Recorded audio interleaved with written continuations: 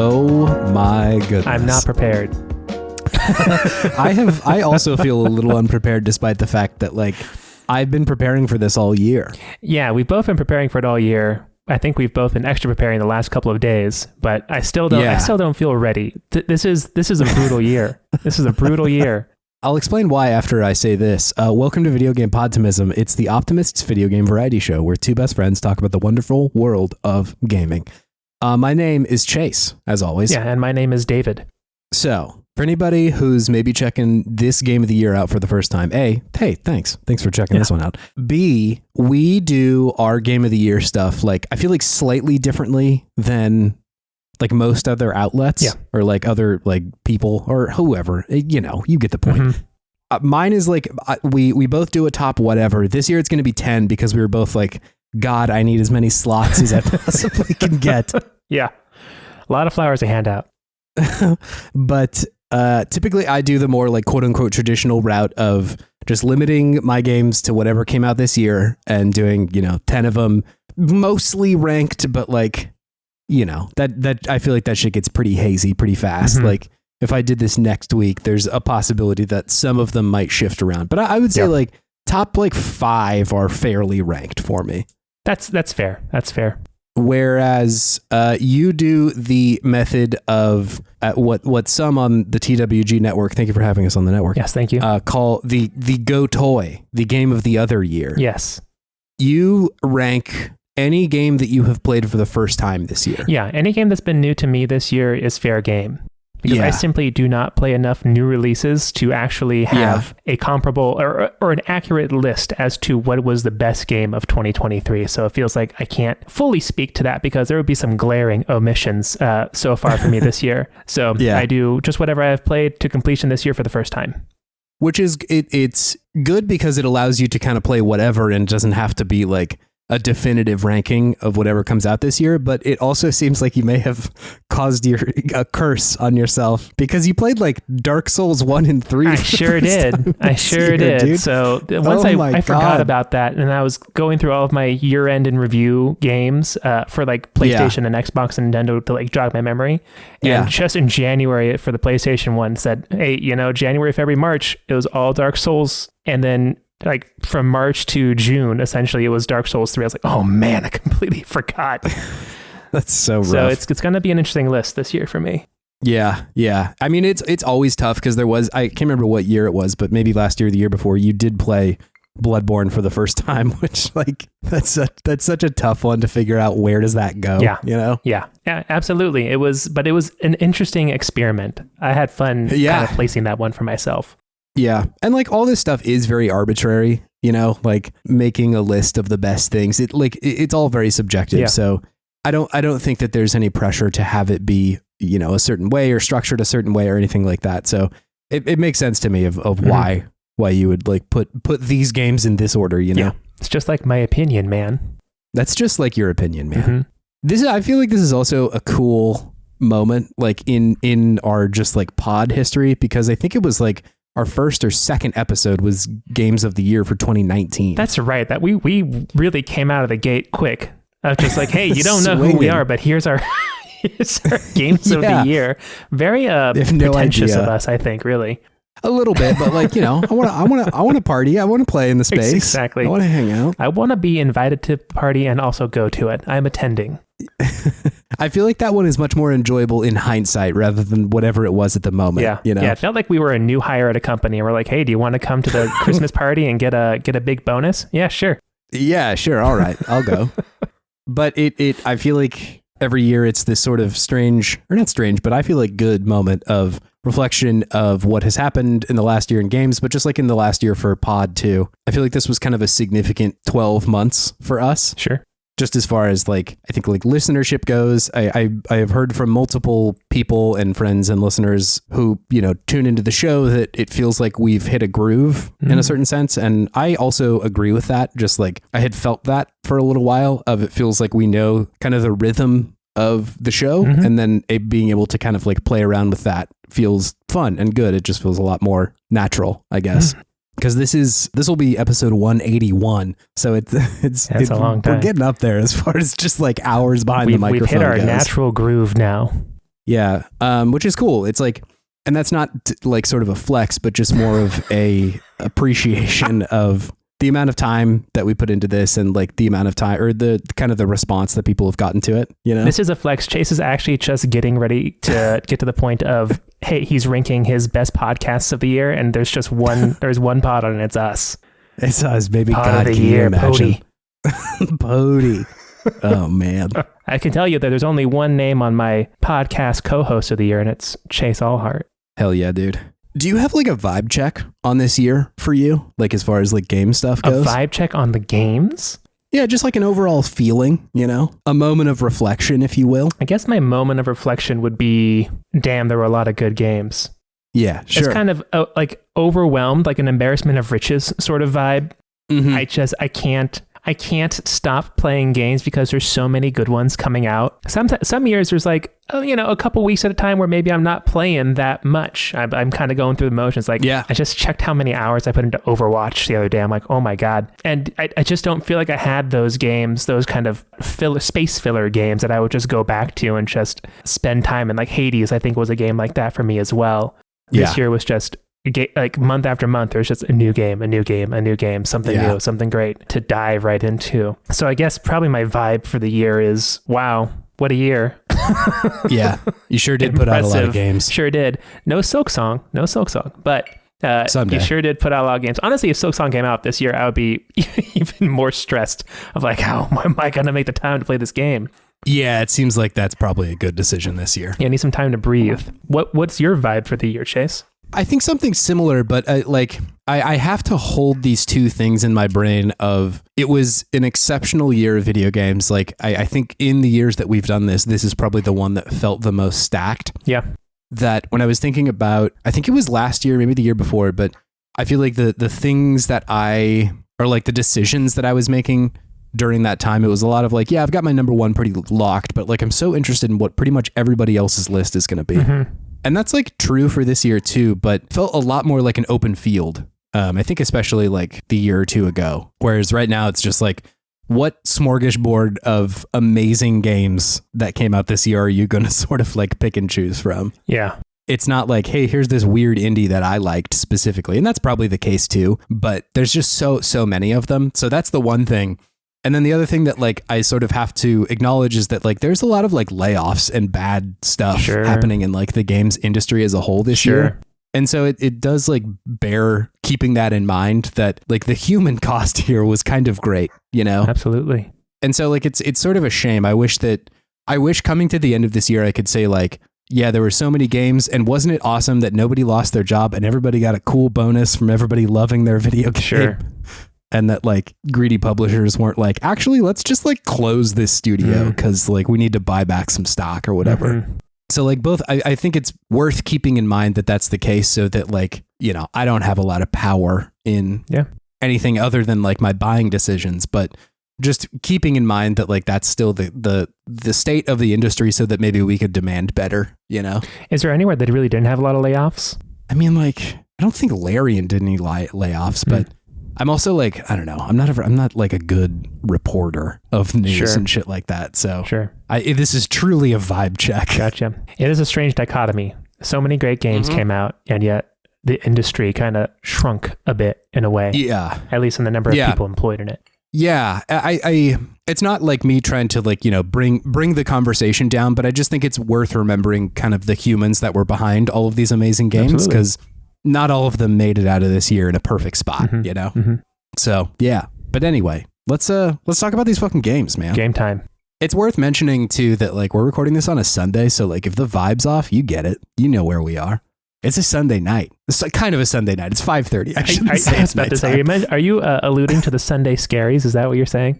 I don't think it's the Sunday scaries. I just think, like, normally we pod on Mondays, and so I feel like after a day's work, I feel like there's a certain vibe, but it's Sunday. I've just had idle time all day. I cleaned my house. Yeah. I took a shower. I cleaned my space, and I feel like there's a little handshake going on right now between all the games that came out this year and the ones in the next, you know? Little handoff. Little ceremony. Okay. Anyway, we should talk about these games. So let's start here. We're both going to do 10. I think I mentioned that. Yes. I'm going to do games that came out this year. You are doing any game that is new to you. Yeah. Who starts? Who should we start with? Yeah, David? who starts, and do we want to do honorable mentions now or later? Let's do it before we hit number 1, between number 2 and number 1. Okay. Because I don't want to ruin it if somebody's like, oh, I wonder if it's on the list. Right? And then I'm already like, sorry, Tara Nil, you're on the honorable mentions list. No spoilers. I'm going to roll a D20. Okay. If it's an even number, you go first. If it's an odd number, I go first. All right, let's do it. It's a 1. I rolled a nat 1 for Goaty. Failure. What the shit? Well, that's not an auspicious start, but I think that's you, correct? That's okay. odd. Yeah, I think that's me. Okay, well, great. Let me start it off here. Let me start it off, number 10. Strong. Yeah, let's hear it. Number 10. My number 10 this year is Armored Core 6, The Fires of Rubicon. Ooh, David. Nice.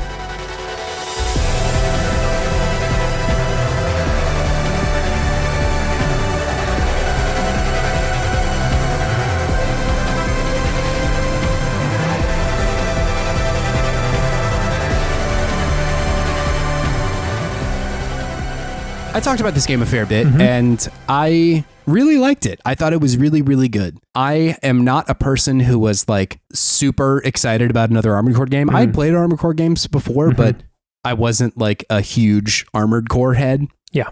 And I think most of my interest in what like preceding this game was, what do they do now that like, and again, it's worth keeping in mind that this is a FromSoft game. What do they do now that they've had this so much success with their other series? Yeah. You know, like it's, I don't know when Armored Core 5 came out, but the FromSoft just put out like Dark Souls 1, 2, 3, Sekiro, Bloodborne, and Elden Ring. Like what a bananas run there. And all of them, like, they're definitely shades of differences between a lot of those games, but none of them are big fighting robot games. And so I was interested in just like, what lessons do you learn from that series? And I think the answer, at least for this game, was like, there are parts of this game that are similar, but it is very much its own thing. Like this does not just feel like Dark Souls in robot form.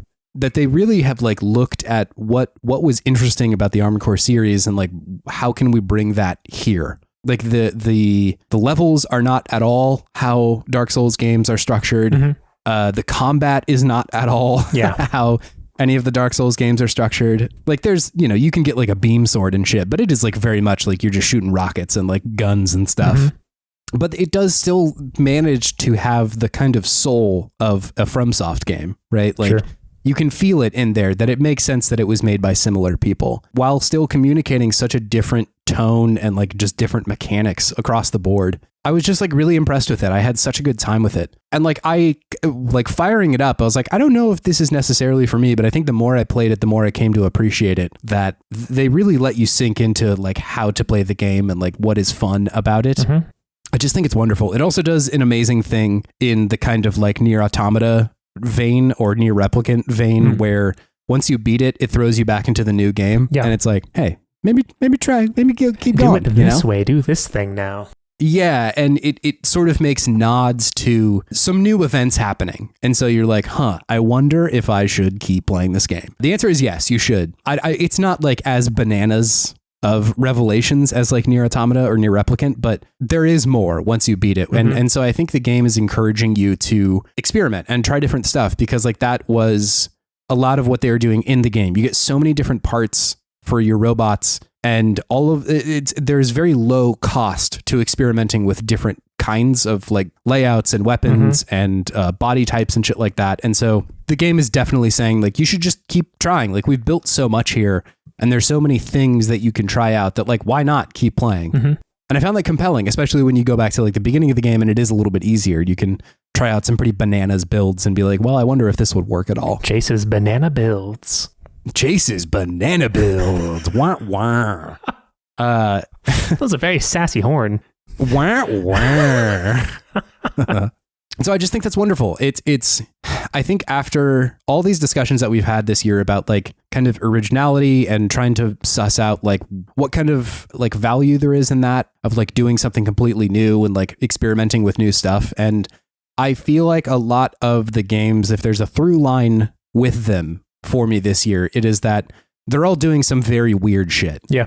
And like I just have to go hats off for Armored Core 6 that they so easily could have just put out Armored Core Dark Souls and taken everything from a Dark Souls game and put it in this series. And I think it would have done really well, but I just don't know if it would have been quite as much of an experiment or a swerve as they brought to this game. Like dodge rolling robots would be fun.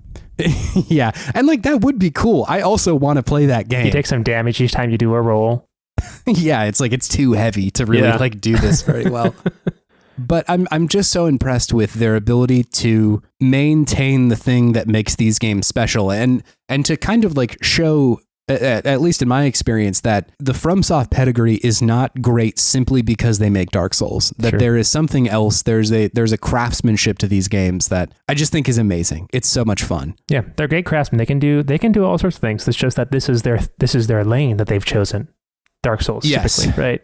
Yeah, and this can be their thing too. Yeah. So I'm really impressed. I want them to try going back to King's Field or something like that to just be what other shit can you make great here? Just wait, Chase, they're going to do a deck building roguelike.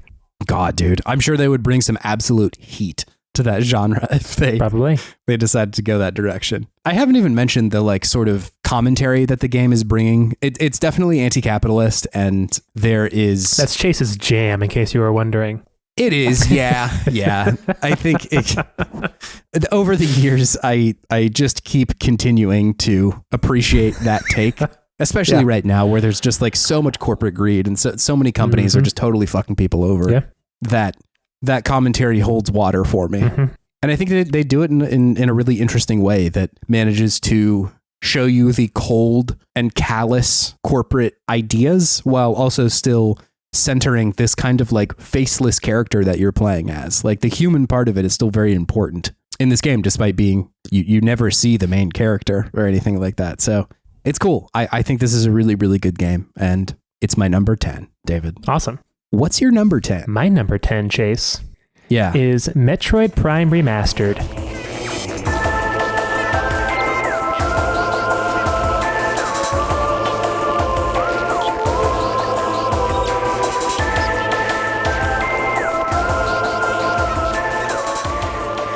Oh my goodness. Hell yeah. This one didn't make it on my list, but that was kind of a tough exclusion, if I'm being honest. It was very fun. I really enjoyed this game. It's impressive that it still stands up to the test of time, this gameplay loop. And I think I said it when I first played it, how are there not more first-person Metroidvania games? I know. Because it feels like a formula that works really nicely and can, instead of having it's still very great, an indie 2D side-scrolling experience, have this big overarching world that you feel just enveloped in. Yeah. Which is a very unique experience, even, almost 2 decades after its release. Initial release, yeah. Not to mention the black magic that this studio did to make this game look so good on the Switch. It's crazy, yeah. Some of these cutscenes are damn, that is impressive. I've never really seen graphics with that amount of detail and fidelity on the Switch before. Not to mention that it just runs at a buttery smooth frame rate too. We're at that part of the Switch's or just any console's life cycle where it's kind of late in the life cycle, and every now and then somebody's just I don't know, I made a deal with the devil and it looks like this. Some dude in the back has just been tinkering away for the past 6 or 7 years, just really figuring out how this hardware ticks. He's y'all, I got this. We're good. I figured it out. This is gonna look amazing. But yeah, it's just a joy to play. The shooting feels so good. All the different levels are so fun and interesting. Always kind of just like any good Metroidvania strings you along with not just the need to get more powers, but of just what is behind the next door. This door is kind of icy over here. What's going on? There's leaves over here. What's going to be this way? Yeah. And just it makes it, even though it's such a large area, it doesn't ever really feel like too much of a chore going back and finding new spaces to explore with new powers. I will say at the end of the game, I did not love that I needed to get a guide to just find where these random hidden things were. That's a very dated, I think, game trope that thankfully you don't see it as much anymore. But that was the one thing that kind of pulled me back a little bit with this game. Yes.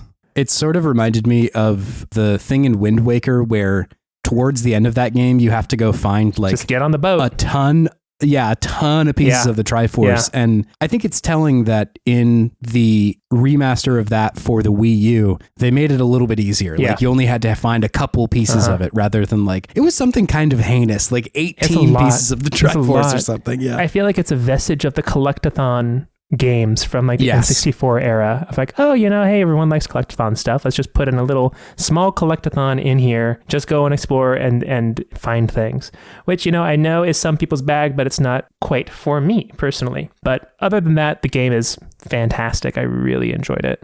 I think it's also like after having done the show for so long and seeing how many reviews had the phrase like it's too short in it. Yeah.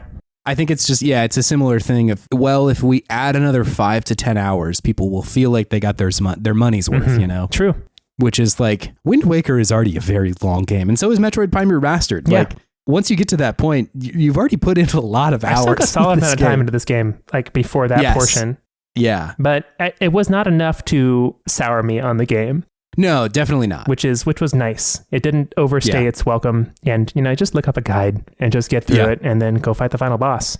Yeah. Also, the boss battles were really good in this game. I really enjoyed the boss battles. They really made you have to use all of your equipment, which is one of the things that I love in most Metroid games, is that the final boss battles, as you keep on going, you have to be cycling through your arsenal to really fight effectively. And in this one, they really made you feel that way because there's so many different things you could do with the different visors and the different weapons like you usually have, but just an excellent game. Really fun. Yeah, I really love the take on Samus that Metroid Prime has, because I feel like in a lot of the other ones, she is mostly just like a badass space warrior, like Metroid Dread. She mostly kicks ass. Yeah. Whereas they've kind of positioned her as like a researcher in this one, given how much shit you're like scanning and exploring and trying to like piece together what happened here. Yeah. Surprisingly enough, it almost gives it, I don't know if this is on the mark or not, but kind of like Tomb Raider vibes, like the Tomb Raider remaster. Sure. Yeah. And that, she's not immediately like this beast who's walking amongst these creatures. There is more danger, it feels like. Whereas in Metroid Dread, I really never felt in danger unless there was an Emmy. Yeah. Those things were terrifying. But even comparing the way she like moves in Dread, right? Like there are multiple times where there's like a monster coming at her in some cutscene and she'll kind of like haphazardly jump over it and like blast it. While she's like going over in a way that communicates that she's like, I'm above all this shit. I've never really been in danger this whole time. Yeah. You're stuck in here with me. I was about to say, it's the Rorschach meme, right? Yeah. Whereas in this one, like, I don't know that it's ever, like, you don't see Samus quite as much, like, on screen because it's first person. You don't get a ton of, like, cutscenes. But I think that the verbs that they allow you to interact with, not being just shoot, a lot of it is either run away or scan. A lot of scanning in this game. It characterizes her in a different way. Yeah. And I think that might be a choice that they did because it is a first person game, right? Yeah. Trying to make the player and Samus more of a combined entity. Yeah. So not making you feel so much like this space badass, but more exploring, experiencing, figuring out what's going on, and solving the puzzles and using your physical abilities to get through them, as opposed to just like sliding and gliding and dancing through these hordes of enemies until you fight a boss and look like a badass as well, which is also awesome. Cool. I played Metroid Dread this year. I finished Metroid Dread this year, and that was a great game as well. So two different types of Samus, for sure. Yeah, totally. Anyways, that's my number 10. I love that. Good start. I was wondering if it was going to show up on yours because I feel like you were pretty glowing about it when you played it earlier in the year. I really enjoyed it. 10 feels low, honestly, but then looking at the other games on that list, I'm like, I don't know. No. And I do try to give, I mean, this was a release this year, but I try to give like games that are totally new, a little bit more of a boost. Video games, dude. Video games. They're still good. They're still very good. 3 years later. Chase, what's your number 9? My number 9 is Pikmin 4, David. Of course.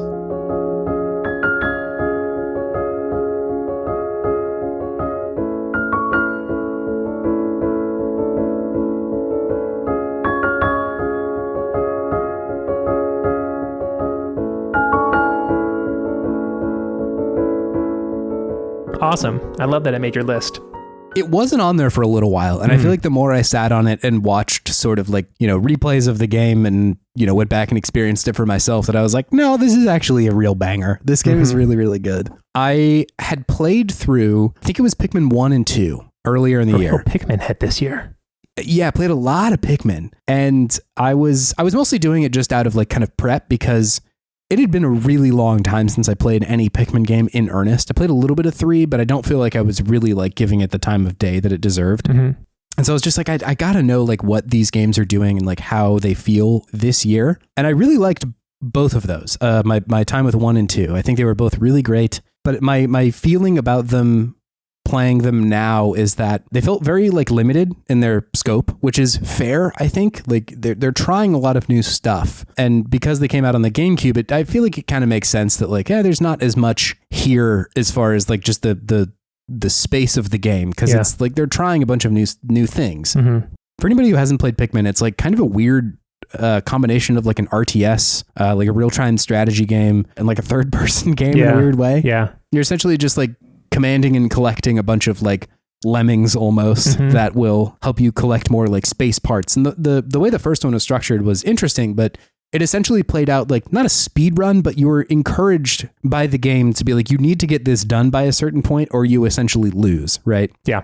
It's not like that was a short endeavor, right? Like I managed to beat it on the first time, and I think that's probably typical. Like I don't think I'm like a pro Pikmin gamer now or anything. It was just like, I think it's pretty feasible to beat it on your first go round. But the game is kind of communicating a sense of panic that I was like, oh my God, I'm not sure if I'm going to be able to make it here, which was cool, but also stressful. Yeah, it sounds stressful. Yeah, and so coming into Pikmin 4, I was really interested in just like, what do they do to make this game new? Because I feel like after having played those other ones, I'm like, I can't. It's hard for me to imagine exactly what this is going to look like. What parts of this will be interesting? And they sure did make it interesting. I feel like I was really impressed with their ability to make the game feel a little bit more cohesive. In the other ones, it's like you're looking for all these parts and you're trying to find the parts of Olimar's ship, and it feels kind of like a mad dash. Whereas this one that is not the case. You have a little bit more leeway. You're still on this like day timer of having to do things in a certain amount of time and just like complete things in a timely manner, but it's not the sort of like panicked rush that the first one was. So you're saying that you can enjoy the ding a little bit more in this game? It does have a bit of ding, a fair amount I'm hearing a vein of ding in there. Some dopamine hits where I don't have to feel bad about just like exploring and looking around and getting like 100% of all the things that I can. The levels feel a lot more vast, that there's a lot of like stuff for you to do, a lot of places to explore in a way that the first one felt fairly like limited, that there were smaller spaces and not quite as much stuff to do. And so like maybe put simply, like this game feels more like a game, like a fully fledged like finished idea for a game, whereas the other ones up to this point, for me at least, have felt sort of like we're really close here and I like what's going on, but it doesn't feel up to the level of like a Zelda or like even a Mario at a certain point, Yeah. Whereas this one does. I really love everything that they did here. It never really overstayed its welcome, despite the fact it is quite a bit longer. And I also think it does eventually communicate a like sense of community that the other ones do not have. The first one is like you're isolated. It is just Olimar and these Pikmin. And he is trying to escape. Whereas in this one, that's the case initially, like right in the beginning, but you eventually find a lot of your like comrades that have like gotten, knocked out or somehow restrained on this planet. The inciting event is that your plane crashes, your ship crashes on this planet. And so by like saving them and finding them, eventually you do kind of build this like home base that it's fun to go and explore, right? In not exactly the same way, but it's a game that I'm sure will show up later. It's similar to the camp in Baldur's Gate where you go back and you get to like hang out with all your friends. It's a lot more limited for sure because like there's not a lot of like narrative stuff going on, but it is nice to have this sense of like, all right, we're all here, we're all doing our part, and we're going to like get off this planet, I think that's really valuable and something that I wasn't expecting out of this game at all. Gotcha. And like Ochi, the Pikmin dog, just amazing. An incredible inclusion in this game. I love Ochi. Ochi's great. Yeah. I haven't even played the game. I'm like, Ochi is my boy. Yeah, he's great. I just think this game is wonderful. I think that it combines a lot of the stuff that I like about automation games, like Satisfactory or Factorio or anything like that, or Dyson Sphere Program. But I saw that was on my game of the year list a couple of years ago, which I was like, fuck yeah, dude, that's awesome. My list is so good, bro. I'm just glad it got it because I haven't really like heard anything else about that game since. That's why Video Game Podcast is my pody. This is my total pody.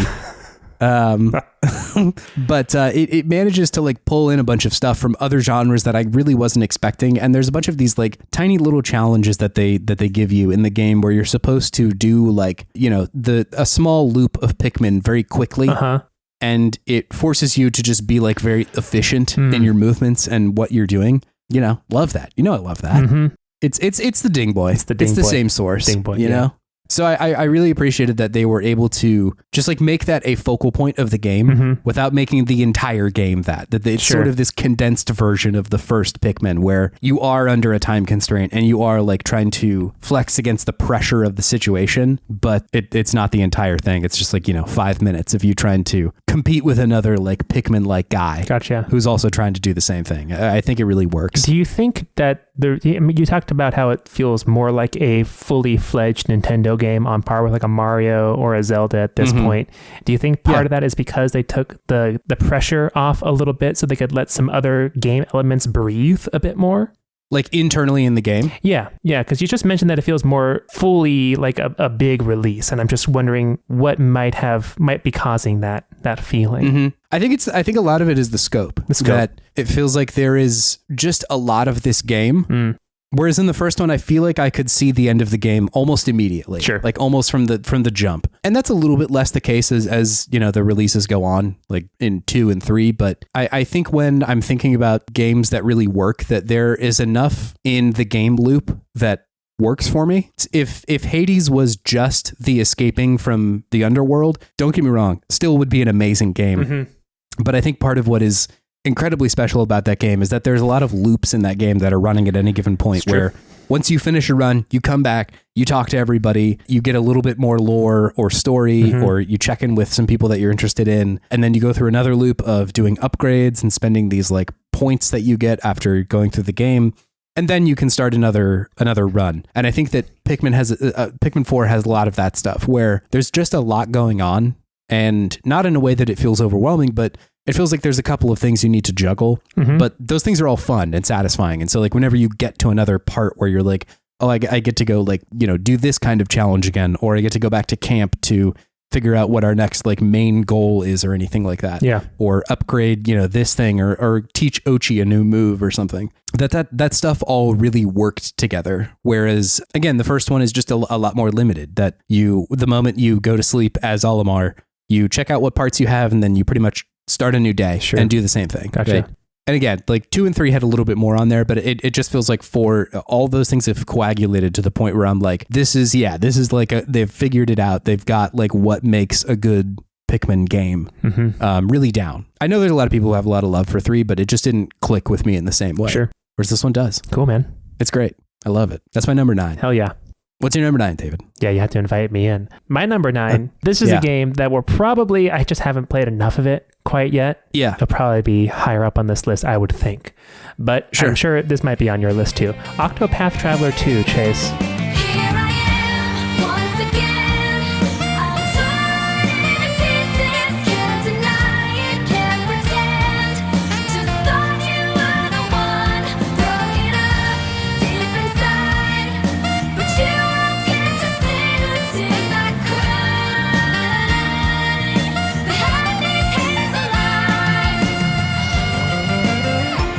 It is on my list, so. You're not going to say where yet. But it is not number 9. Okay. Yeah. You want to tag team this segment, or should I just talk about it right now?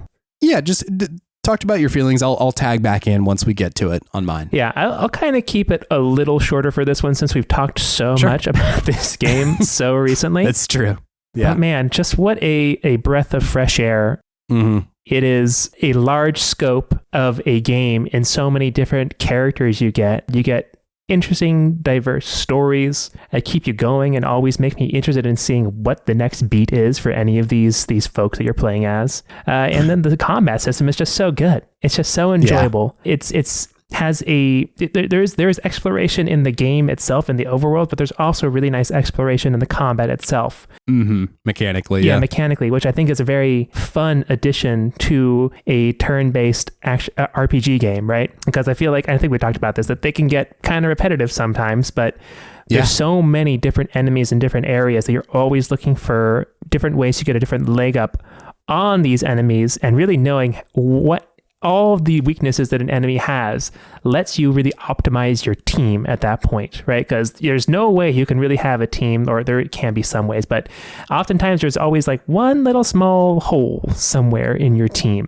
Yeah. And sometimes you can get past it, but sometimes you really have to think, okay, how can I cover that spot if I don't have this person in there? So I think that's really the magic of this game, is the combat just keeps you engaged so nicely, along with these really fun stories. Nothing revolutionary in the stories, but they're all just 8 very well crafted stories. And then the art is just so good. It's just such a beautiful game to look at. I know. Yeah, it's crazy. Yeah, just the way that things move in the wind, man, it looks good. It looks so good. A treat for the eyes. And the other thing I want to say really quick, and I've said it before, is just the difference in the scope of the different stories, right?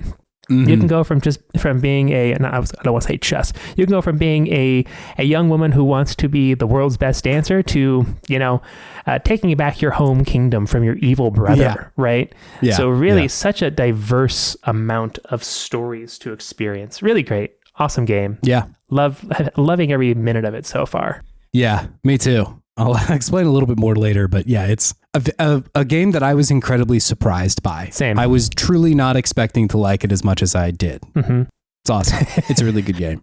I'll tell you more about it at some point. Yeah, because my experience, the last probably turn-based RPG I played was maybe Final Fantasy X. Damn. It had been a long I don't think I knew that time. Yeah. They just didn't capture me, but something about this one really did. So I think that is special and something to write home about. Yeah, it's a hard thing to do, to make the mechanics of something like this so smooth and good that it is actually like worth putting that much time into. Yeah. That it's really an achievement. I can't believe this game. Yeah, it's special. It's a special game. Yeah. Anyways, that was my number 9. Chase, what is your number 8? Is a Spider-Man.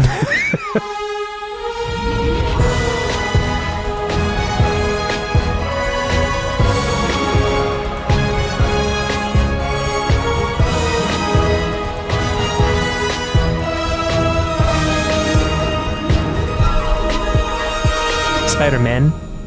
This is Spider-Man. Nice. Spider-Man 2. I'm really excited for that one. Spider-Man 2 is my number 8, David. I think that this one is not as much of a splash as the last one was, because I just knew that Insomniac was going to do great. Sure. Like, they've already proved to me that they can do a good Spider-Man. So there was a little bit of hesitation before Spider-Man 1 came out, where people were like, is Insomniac really going to be able to do Spider-Man? I don't know. Yeah. Could it be bad? Because like maybe they did like an okay version. Yeah. Yeah. Is it going to be fine? There's a possibility about that. I sort of doubt they would have totally blown it, but there was a pretty good chance that this was like, a 7 out of 10 or something. But I was like, especially at the time, very impressed with how much they put into Peter Parker portion of the game, that you get a lot in that first one about like, what's going on with Peter? What's his life like? And the beats are not just Spider-Man, which I feel like a lot of the other Spider-Man games are mostly Spider-Man stuff, like the superhero portion of it. And so like, I just don't know that you can have like a good superhero story, and I'm sure someone will tell me about one, but a good superhero story without knowing who the person is, Yeah. I don't think that's a hot take. That under the mask is important as over it. Absolutely. And so like, I was really impressed with that. I love Miles Morales as well. That was a very good game. But yeah, this one just, it absolutely takes what was great about that game. It improves upon most of it, that there are things in it that I was really impressed with, that they were able to make more fun. There's more of New York here. But I mentioned this when we talked about it, but I think the thing that has stuck with me about this game is just its attitude towards rehabilitation and the story that it tells. About that. I just thought that was really wonderful and not something I was really expecting. There was definitely a reaction to the first one initially about like, kind of seems like Spider-Man's a little bit of a cop in the first one. Like he's doing a lot of cop stuff. Sure. And I think especially after sort of like the moment in 2020, especially with George Floyd, that like there was all this reaction to the game of like, maybe this sucks. Maybe Spider-Man doesn't have to be a cop, you know? And like, you know, he wasn't part of the NYPD or anything, but like there's a vibe to it. I think works you very see it if you with play the it. NYPD. Yeah, yeah. And there's an attitude towards criminals that like it comes through. Mm-hmm. And so I was really happy that they, well, again, you're definitely beating criminal ass in this game. So it's not like Spider-Man's going around like trying to talk about restorative justice or anything like that. But there is a bend to it that to me felt like they sort of reflected on like what are our actual beliefs here, and like how do we communicate that in a way that feels a little bit more appropriate. And I love that. I think that again, I talked about this during the episode, but like having my dad work in sort of like rehabilitation with prisoners and stuff like that, and me being exposed to that sort of thing, like it is something I really believe in, that like people are not beyond rehabilitation. Mm-hmm. And so to see that in a superhero game of all places was just like, this is awesome. I love this. It's really great. And like, you know, all Spider-Man stuff is fucking sick, you know, like that also goes in hand. Spider-Man fucking owns, bro. There's fucking omens. You go really high. You fucking swing around and stuff. You're a man with the powers of a spider. Yeah, it's great. I love the sort of superheroes that they have collected in this game. They're all very fun. They all, I think the more major ones definitely get their moment in the spotlight in a way that is really cool. Mm-hmm. And even like, you know, the bigger villains who some of them are nearly irredeemable, you know, like that this is just like as close as you can get to a full-blown bad guy. You understand what's happening in their stories, you know, like that it seems like they're on just like hell-bent their own little quest for, it's like, why are you even doing this? But you do eventually get information about like, okay, I wouldn't have taken it that far, but I see why this person is doing the things that they're doing. Yeah. So it's very cool. I love all that. It's great. Spider-Man 2. I feel like I have less to say about this one than I do the first one, but it's just like they totally nailed it. They got it exactly. And again, like I said, a lot of these games are doing something totally different. This one's kind of just doing exactly what it needs to do, but everything in there is just polished to the nth degree. That there is some new stuff happening here and some swerves and some experiments, but like at the end of the day, this is just like a very, very good superhero game, and I love that. It's an Insomniac game. It's just good. It's just good. Fucking amazing. It's just good. They've been on a real heater lately. Yeah, my God. What's your number 8, David? This might be on yours too. The Frog for Whom the Bell Tolls.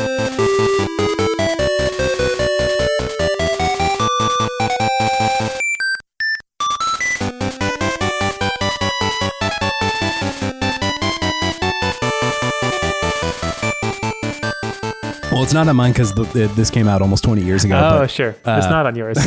This is my go toy on my. I also made a separate list of the best games of the other year. Oh, you did?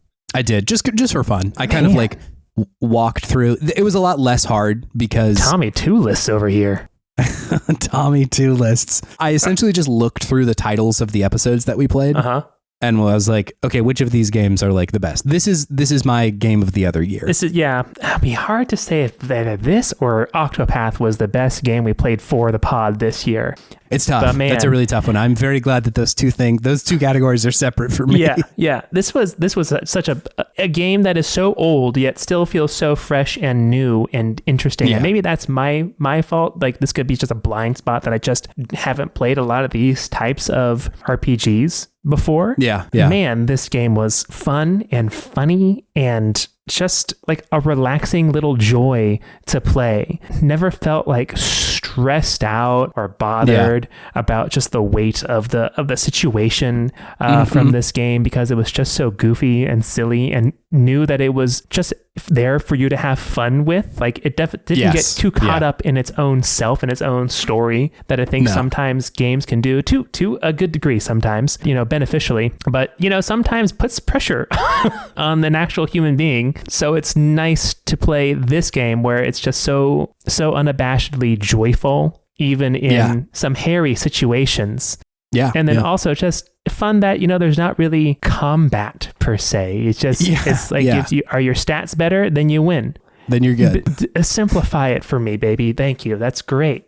Yeah, so it's really nice.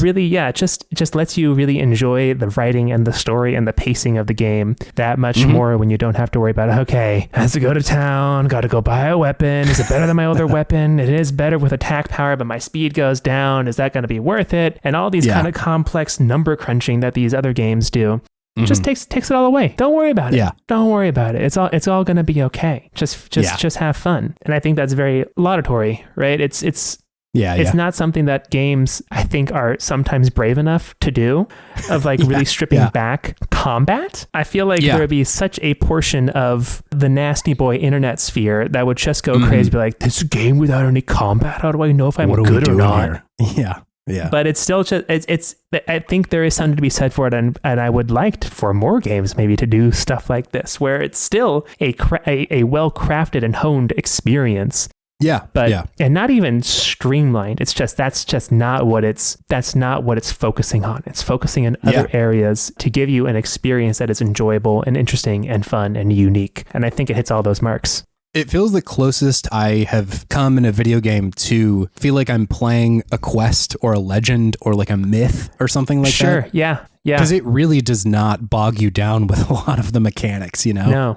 It really wants you to focus on like, what is my obstacle that is in front of me and how do I solve that problem? And usually it's not just through combat. There are a couple places where that's the case, but a lot of those are preceded by moments where you have to like find the cool new sword that will allow you to like slay the enemy that like currently can't take damage or anything like that. But so like, and just all those incredible moments where it's like you sail to some island where there's a weirdly modern research building and you have to like have sushi with the like head of R&D so that he will give you some piece of tech, and like going through all those dialogue lines of him being like, would you like wasabi on your sushi? All that sort of stuff. Right. Some of them I can see a criticism being like that there are pretty specific ways that you have to make your way through this game. But I feel like, especially if you're using a guide, like that stuff is not that annoying. Yeah, I find it delightful, this video game. Delightful is a really good way to describe it. It's so nice. It's so sweet. I really want them to port this game so badly because like it's so unique. It's something that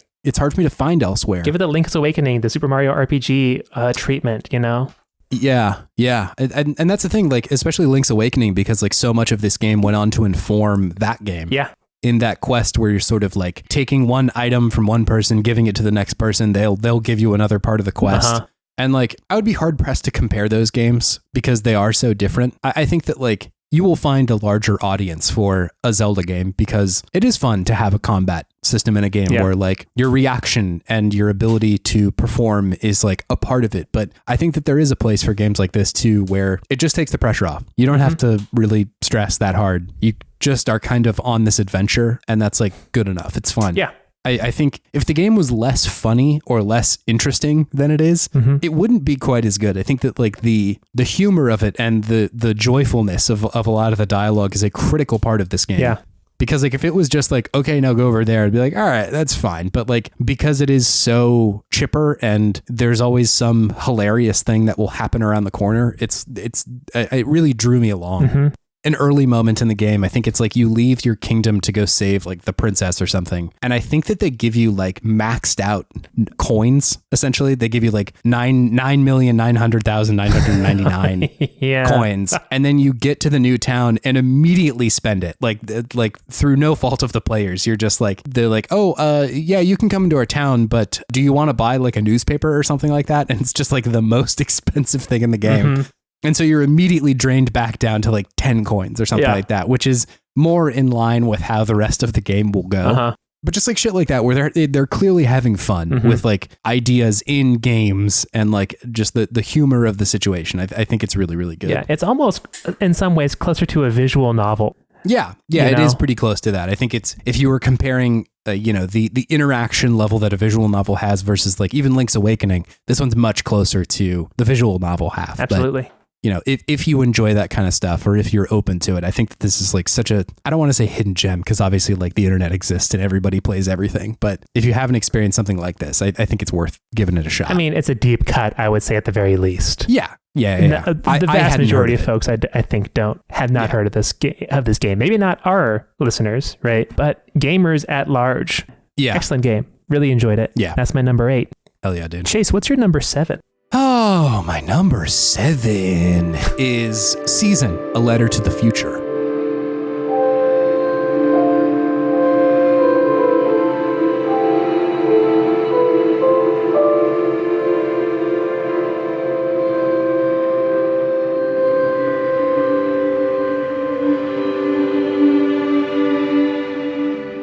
Nice. You really liked this in the earlier year, right?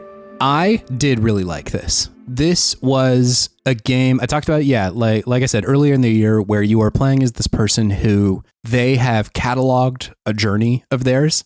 They leave home and go on a bit of an adventure, and somehow the story culminates in a way where in a very far in the future, someone is reading through the book that they have collected and sort of like checking out like what did they write down? What did they choose to collect here? A big part of the game as a player is that anytime you go to these places, you can use a microphone to record things. You can use a camera to take a picture of something. And the game will sort of like allow you to put those things in this scrapbook that you're making, but it also fills in like, very detailed drawings. And once you put enough things into the scrapbook, it will unlock different like thoughts or pieces of dialogue that you can also include in there.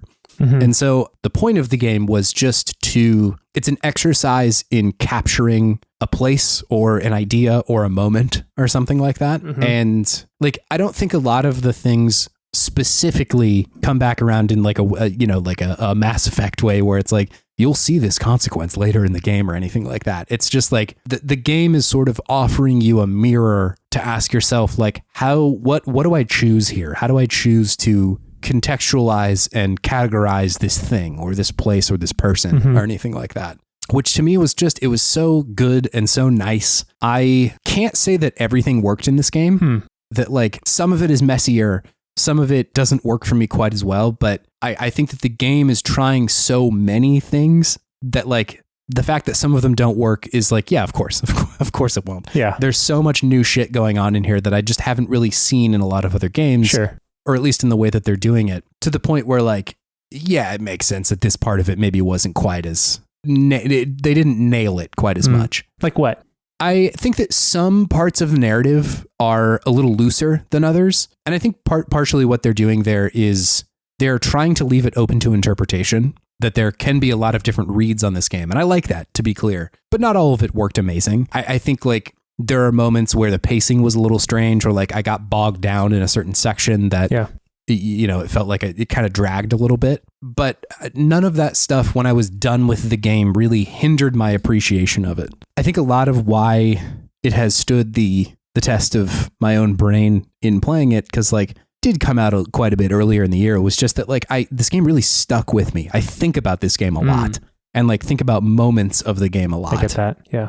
There's a game or a part in the game a little bit, like it's kind of towards the latter half of the game where you're cataloging this artist and like their experience of having tried to make art, and they're very hard on themselves about all the shit that they do. But you go with them to do, I don't know if it's like a little bit of a ceremony, but you go to a certain part of the village that you're in, and they perform a couple of different like things. They sing a song, and it's just wonderful. Like I think it's really, really good to experience. But the kind of takeaway and the experience of playing that moment was kind of the core of the game for me. Sure.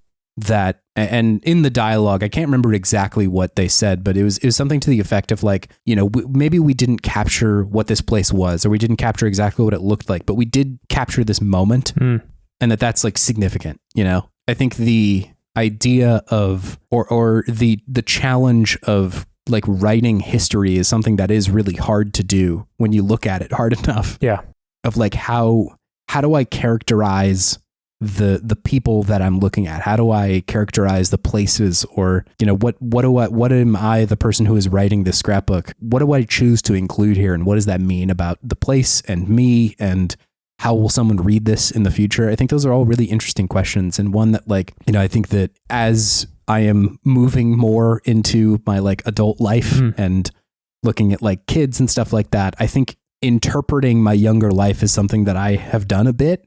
And I don't want to be the person who, looks back with everything on rose tinted glasses, but also doesn't, mischaracterize the stuff that I've been through. Sure.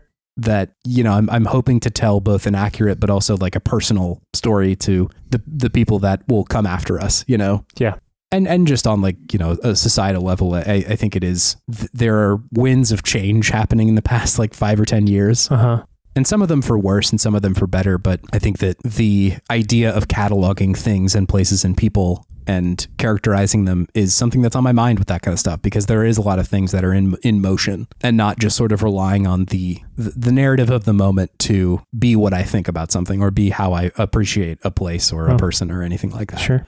It's just, it's amazing. Like, I think that it's really cool that a game can do that. Mm-hmm. It's not an experience that I've had before in a video game. And like, this stuff is heady and it is very like, you know, I wouldn't categorize every part of this game as fun. Sure. You know, like it's almost the complete opposite of Spider-Man 2, where like almost everything in that game is just fun. Movement is fun. And the story is fun. And being Spider-Man and punching bad guys is fun. Whereas like, I think that this game shined for me when I was just like thinking about it and feeling about it, you know? Sure. Vibey game. It's a very vibey game. Yeah. I have and had a lot of feelings about this game. Like I said, not all of them are perfect, but it is a game that I've thought a lot about and has left an impression on me.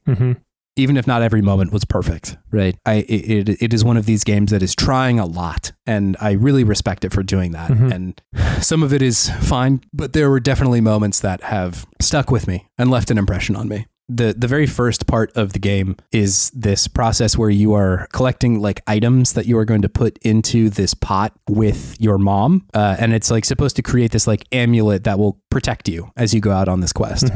Of cataloging. And that part of it is like, it's brutal to be fair, because the moment you put something in that pot to offer it to this kind of like ceremony, I think it's that your mom will no longer have that memory, that it will like fade, you know? And that is like a brutal thing, but I think it is, again, it is a mirror for you to reflect upon like, what is something that I want to carry with me that like maybe she won't be able to anymore, which is interesting. And it's just a mirror for you, you know, it's a way for you to reflect on like, what do I prioritize? What do I think about this? And then also, again, it's kind of a meta contextual or a meta read of it just based on my own experience. But like, you know, having 2 grandparents with Alzheimer's, having my mom have Alzheimer's, like that stuff is front of mind with like memory loss and, you know, losing parts of someone via this like process where they don't have those parts of themselves anymore. And then what does it mean for you as a person to carry that? Am I the owner of that thing now? Or like, what does it mean for me to either choose to prioritize that stuff or make it not as important? Like, is it important to carry the stuff that hurt them or the stuff that they like was really important to them? What do I want to, you know, kind of have in that baton pass, you know, of them giving me these memories or their feelings or their, you know, lessons or anything like that? Sure. It's a good fucking game, man. I can't say that a lot of other games make me feel or think as much as this one did. It's a feeler. It's a feeler. It's a for sure feeler. That's my game of the year, number 7. It's a feeler. You won't believe number 7. It makes you feel. Makes you think about what it means to have memory loss or lose feelings. God. Jesus, dude. So that's my number 7. Awesome. Season. A Letter to the Future. Cool. It's great. What's your number 7, David? My number 7 is a very different game. Yeah, my number 7 is Dark Souls 3. Both harrowing experiences. Yeah, for very different reasons.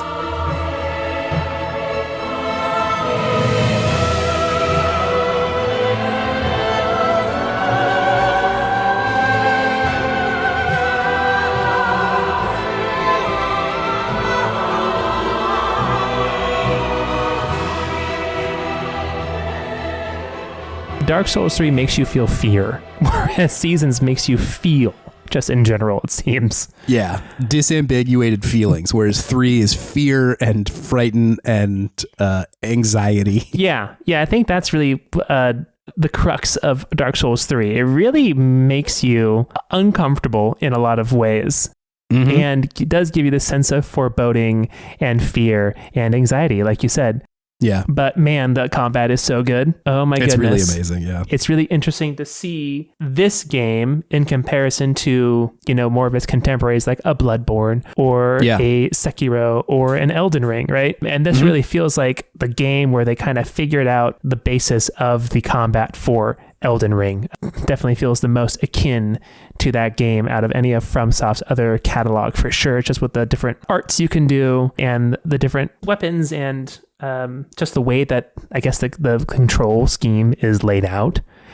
So if you like Elden Ring, this game is pretty much more of the same, just dungeons instead of open world, right? Yeah. So I hesitate to talk too much about this game since it's probably one of the most talked about games, maybe not of all time, but of the last 10 years, I would say. Yeah. But man, the combat is sublime. The boss fights are sublime.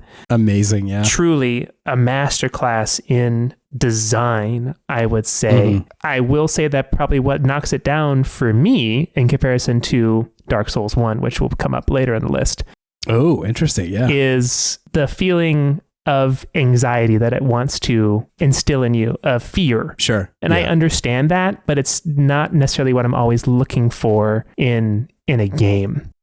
So yeah, excellent mechanics, excellent game. I don't know if it's the vibe I want from a game all the time though. Yeah. It's great. I also love Dark Souls 3. It's a great game. Unsurprisingly. It was the first Dark Souls where I really kind of started experimenting with different classes and magic more. I guess first FromSoft game, because I've always just been big strong boy with a big strong weapon smacking people. The Unga Bunga life. The Bunga Bunga life was my life for sure. But in this one I tried to be a pyromancer. So maybe that's added to my sense of anxiety with the game because I just did not know how to space myself with my fireballs and whatnot. But great, excellent game, really fun. Would recommend it to anyone who loves a FromSoft game. It definitely felt like, and I think you kind of meant or were speaking to this a little bit, but it feels like the moment where they got it, like the mechanical prowess of the Dark Souls series. And I feel like they've been kind of on a no hitter or an all hitter, whatever baseball metaphor you want to use here. Yeah, just like it's a no hitter. An all hitter. They've been pitching a no hitter. Yeah, all filler. No, that they've been just crushing it in every other department. And it feels like once they got the basis of this game and they're like, this is exactly what we wanted it to be from the start, that they're able to kind of experiment and shift around and be like, what does Sekiro look like, right? Where you don't have as many choices as far as weapons or builds go, or you're not able to just level up to try and make the game easier on yourself. This game really feels like the base for all modern FromSoft games. They definitely had parts of it in Dark Souls 1, but that one feels a lot more raw than this one does. Sure does, in certain parts. It's still an amazing game, and I'm sure you'll speak to that in a second here. But three's that's the game. It's hard for me to really rank those. I feel like they all bring something very different. Yeah. I had a hard time debating where to put those two in the list, but I feel like I settled somewhere nicely with them. I think especially if you're comparing just the amount of creativity on display, that stuff doesn't always need to be considered. But if you're looking at it and you're which one was more of the splash, I think that the transition from Demon Souls to Dark Souls 1 is okay, this is kind of it. Whereas Dark Souls 3 is the perfection of the thing that they were doing. Yeah. Yeah, exactly. Dark Souls 3 is the perfection of what they've been trying to do. It's the final form. Dark Souls 1 is the initial revealing of this style of game, which is a very different vibe. Yeah. A very different vibe. Yeah. But this is just mechanical bliss is really what this game is. Really special. Yeah, for sure. It's great. I love the game too. Good game. It's a good video Good game. I know that's one of your favorites. I love all those games. I think they're all really, really incredible in their own ways. So that is my number 7. What is your number 7, Chase? I already talked about my number 7, Dave. It was Season. Oh, the Future. Shit. What's your number 6, Chase? My number 6 is Octopath Traveler 2. Ooh, David. Nice.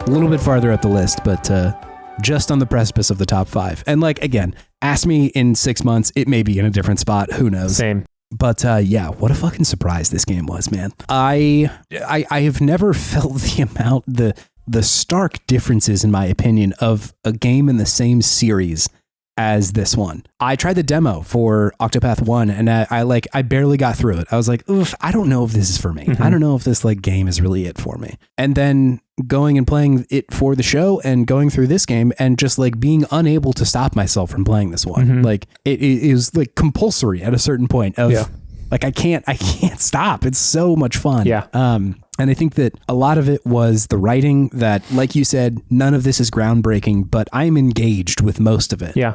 That I was listening to Into the Aether's recent like Patreon episode about The Boy and the Heron, the new Ghibli movie. Mm-hmm.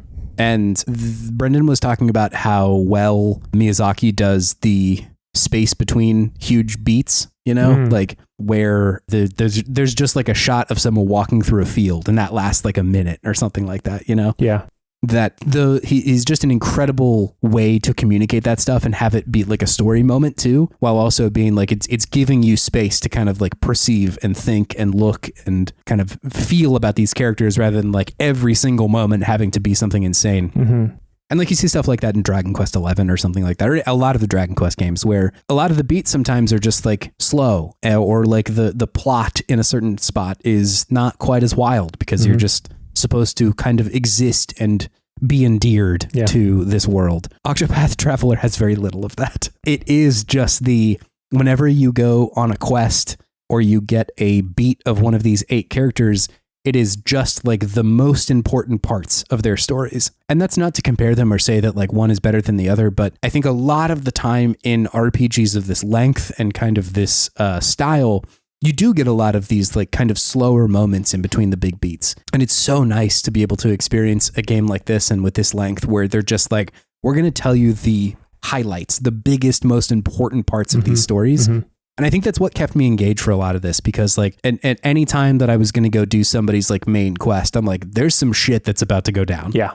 And so it was always really exciting to be like, what are they about to, what's about to happen to Ochette or Hikari or Oswald or anything like that? Yeah. Like what are the big beats that are about to go down? And I love that. It just kept me really, really engaged. Yeah. There's no point where you're like, I don't know if this is going to be a part that's not going to be super interesting. There's always something fun that goes on in the story beats. Yeah. And like you were saying, there are stories that are lower stakes than others. Uh-huh. But all of them definitely have character moments that are incredibly important. You know, like in most of Casti's, or not Casti's. Agni? Agnia's story, like none of them have, or some of them do have these like really wild beats, but a lot of it is just her trying to achieve the dream that she has. Mm-hmm. And that while she's not fighting her evil brother in the castle courtyard to retake her homeland, like it's still really impactful. Yeah. And I think that stuff goes a long way to sort of like keep me in the game. Yeah. So I think it never wants to compare and contrast the stakes of everyone's stories. No. Every story still feels unique, or not unique, but individual to the person who is experiencing it. And of course, to anyone who's experiencing their own story, it's the most important thing that's going on for them at any given time, right? Yeah. So I think they have a little secret sauce in how they present things that definitely give you that feeling of, this is this person's story, this is their life, this is their goal, this is important to experience and see what happens. Yeah. And I think by giving each one of them enough time, like a similar amount of time, they do kind of drive that point home of like, this is the most important thing to this person. Yeah. And, you know, as much as Hikari is fighting a war for his homeland, like Agni is going to try and be the best dancer in the world. And neither of those two things are like, you know, the main quest or not. Yeah. It's still a story worthy to be told. Yes, yeah. Right. And I think that's even hammered home by the epilogue of the game. Like literally the very last thing that happens makes it incredibly clear that that's the case. Love it. It's really great. And like you had mentioned, the mechanics of it are just sublime. It is hard for me to think of a better turn-based combat. It somehow manages to be a turn-based combat for sure, but it manages to engage me every time I fight someone. Like I am always thinking and considering and being like, what's the move here? Yeah. What do I need to do? And so it's this bizarre combination of like, it's definitely not active. Like I'm not having to make like in the moment decisions, but I am having to make decisions a lot more than I do with a lot of other turn-based games. Yeah. Whereas like I'll come into with another kind of turn-based game, I'll come into an arena, I'll see the enemy, I'll know exactly what to do. And it's just a process of, hitting A in the right combinations. And like, I think if I saw enough games that are exactly like Octopath Traveler, maybe eventually it would become that. But right now it just feels so fresh and so inventive and so cool in a way that I just like, I played this game for like 60, 70 hours and I never got bored with combat, which is bananas.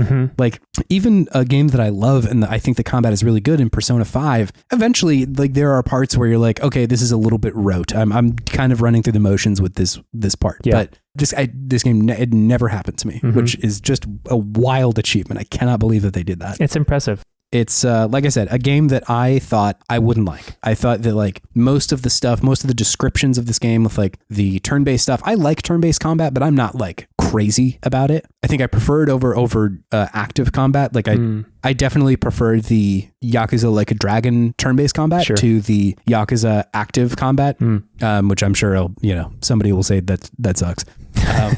But I definitely prefer it there, but it's not across the board. That it's not like I love every single turn-based game. And so to see the kind of like the style that it's rooted in, right? Like I've played a lot of Final Fantasies and I wouldn't say every one of them are made equal, but I don't consider myself like a crazy Final Fantasy 6 or 4 or 3 enthusiast, right? Which this game is pulling a lot from, especially 6, right? Or the Western release of 6. There's a lot of influence there. And so I was like, I don't know if this one's going to be for me, because typically the games that are highly influenced by that game, I'm not crazy about. But this one manages to do some sort of necromancy to bring that stuff all the way to the front and make it back from the dead. It's an amazing game, and I was really excited to be proved wrong about it. To have it show me like there is still a lot that can be done in this genre. Yeah. That I didn't expect. Yeah, it seemed to really push the genre forward in a way that really resonates for me, and it sounds like you as well. In that I've always wanted to play more like Final Fantasy games and just turn-based games in general, because I like the stories and I like the settings, and I'm a sucker for fantasy, which is what a lot of these games are. But the combat has just always been kind of the weak link for me. It just doesn't engross me. It doesn't keep me engaged enough. Warrant, keep spending my time on those games. So I'm curious to see how much of the, the bones of this combat makes it into other Square Enix games in the future. Is this going to be just an Octopath thing? Or is it going to be, across the board, they're going to start looking at this kind of stuff? Because it seems like with like more of their Final Fantasy entries now, they're doing like an action RPG sort of deal. Yeah, it's very active. Right? Yeah, for sure. It's a very different system. Probably because, there's people like me out there who's like, oh, it's not interactive enough. So, but I mean, if they could do turn-based like this, I'm here for it. I'm in. Yeah, no, I'll play whatever you got. No, totally.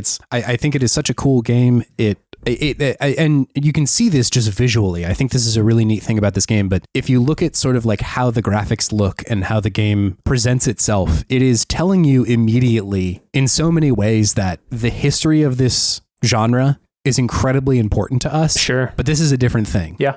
Like the way that they do this kind of like 2.5 HD, whatever you want to call it, version of the graphics. 2.5 HD remix. Remind. That you're still looking at pixel characters and sprites and shit like that, but they have incredible shadow work, and there's a tilt shift on the camera, and the colors are different, and there is a visual language that isn't present in a lot of other games like this from that early era. And so the game is communicating to you like, we're doing something else here, and that like the history of this is important and it's established here, and that's what we're building on, but we got some other shit in store for you. This ain't your daddy's Final Fantasy. This is not your dad's Final Fantasy, all right? Your dad doesn't know who Hikari is. Sure doesn't. If you say Agni in the other room, he's going to say like, are you okay? Are you all right? Did you hurt your knee? Yeah, are you good, dude? Incredible game. I can't believe it. I love it so much, and I am waited on bated breath for Octopath Traveler 3 if they choose to do that. I'll be first in line for whenever that shows up. What is your number 6, David? My number 6, Chase, is Tunic.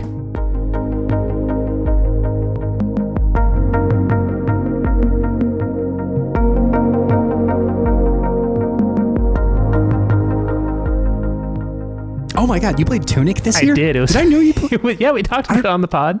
I don't remember you talking about Tunic. It was January. It was deep this year. Okay, all right, yeah. It was a while ago. I was checking my logs, and it was like, I think Jan 10 was when I started this one. Damn. Yeah. Man, this game was good. Talking about reimagining a classic formula for a game. Mm-hmm. Wow. Yep. Yeah, pretty much what Octopath did for, the classic style of Square Enix RPG. This was doing for the classic style of Zelda top-down action RPGs.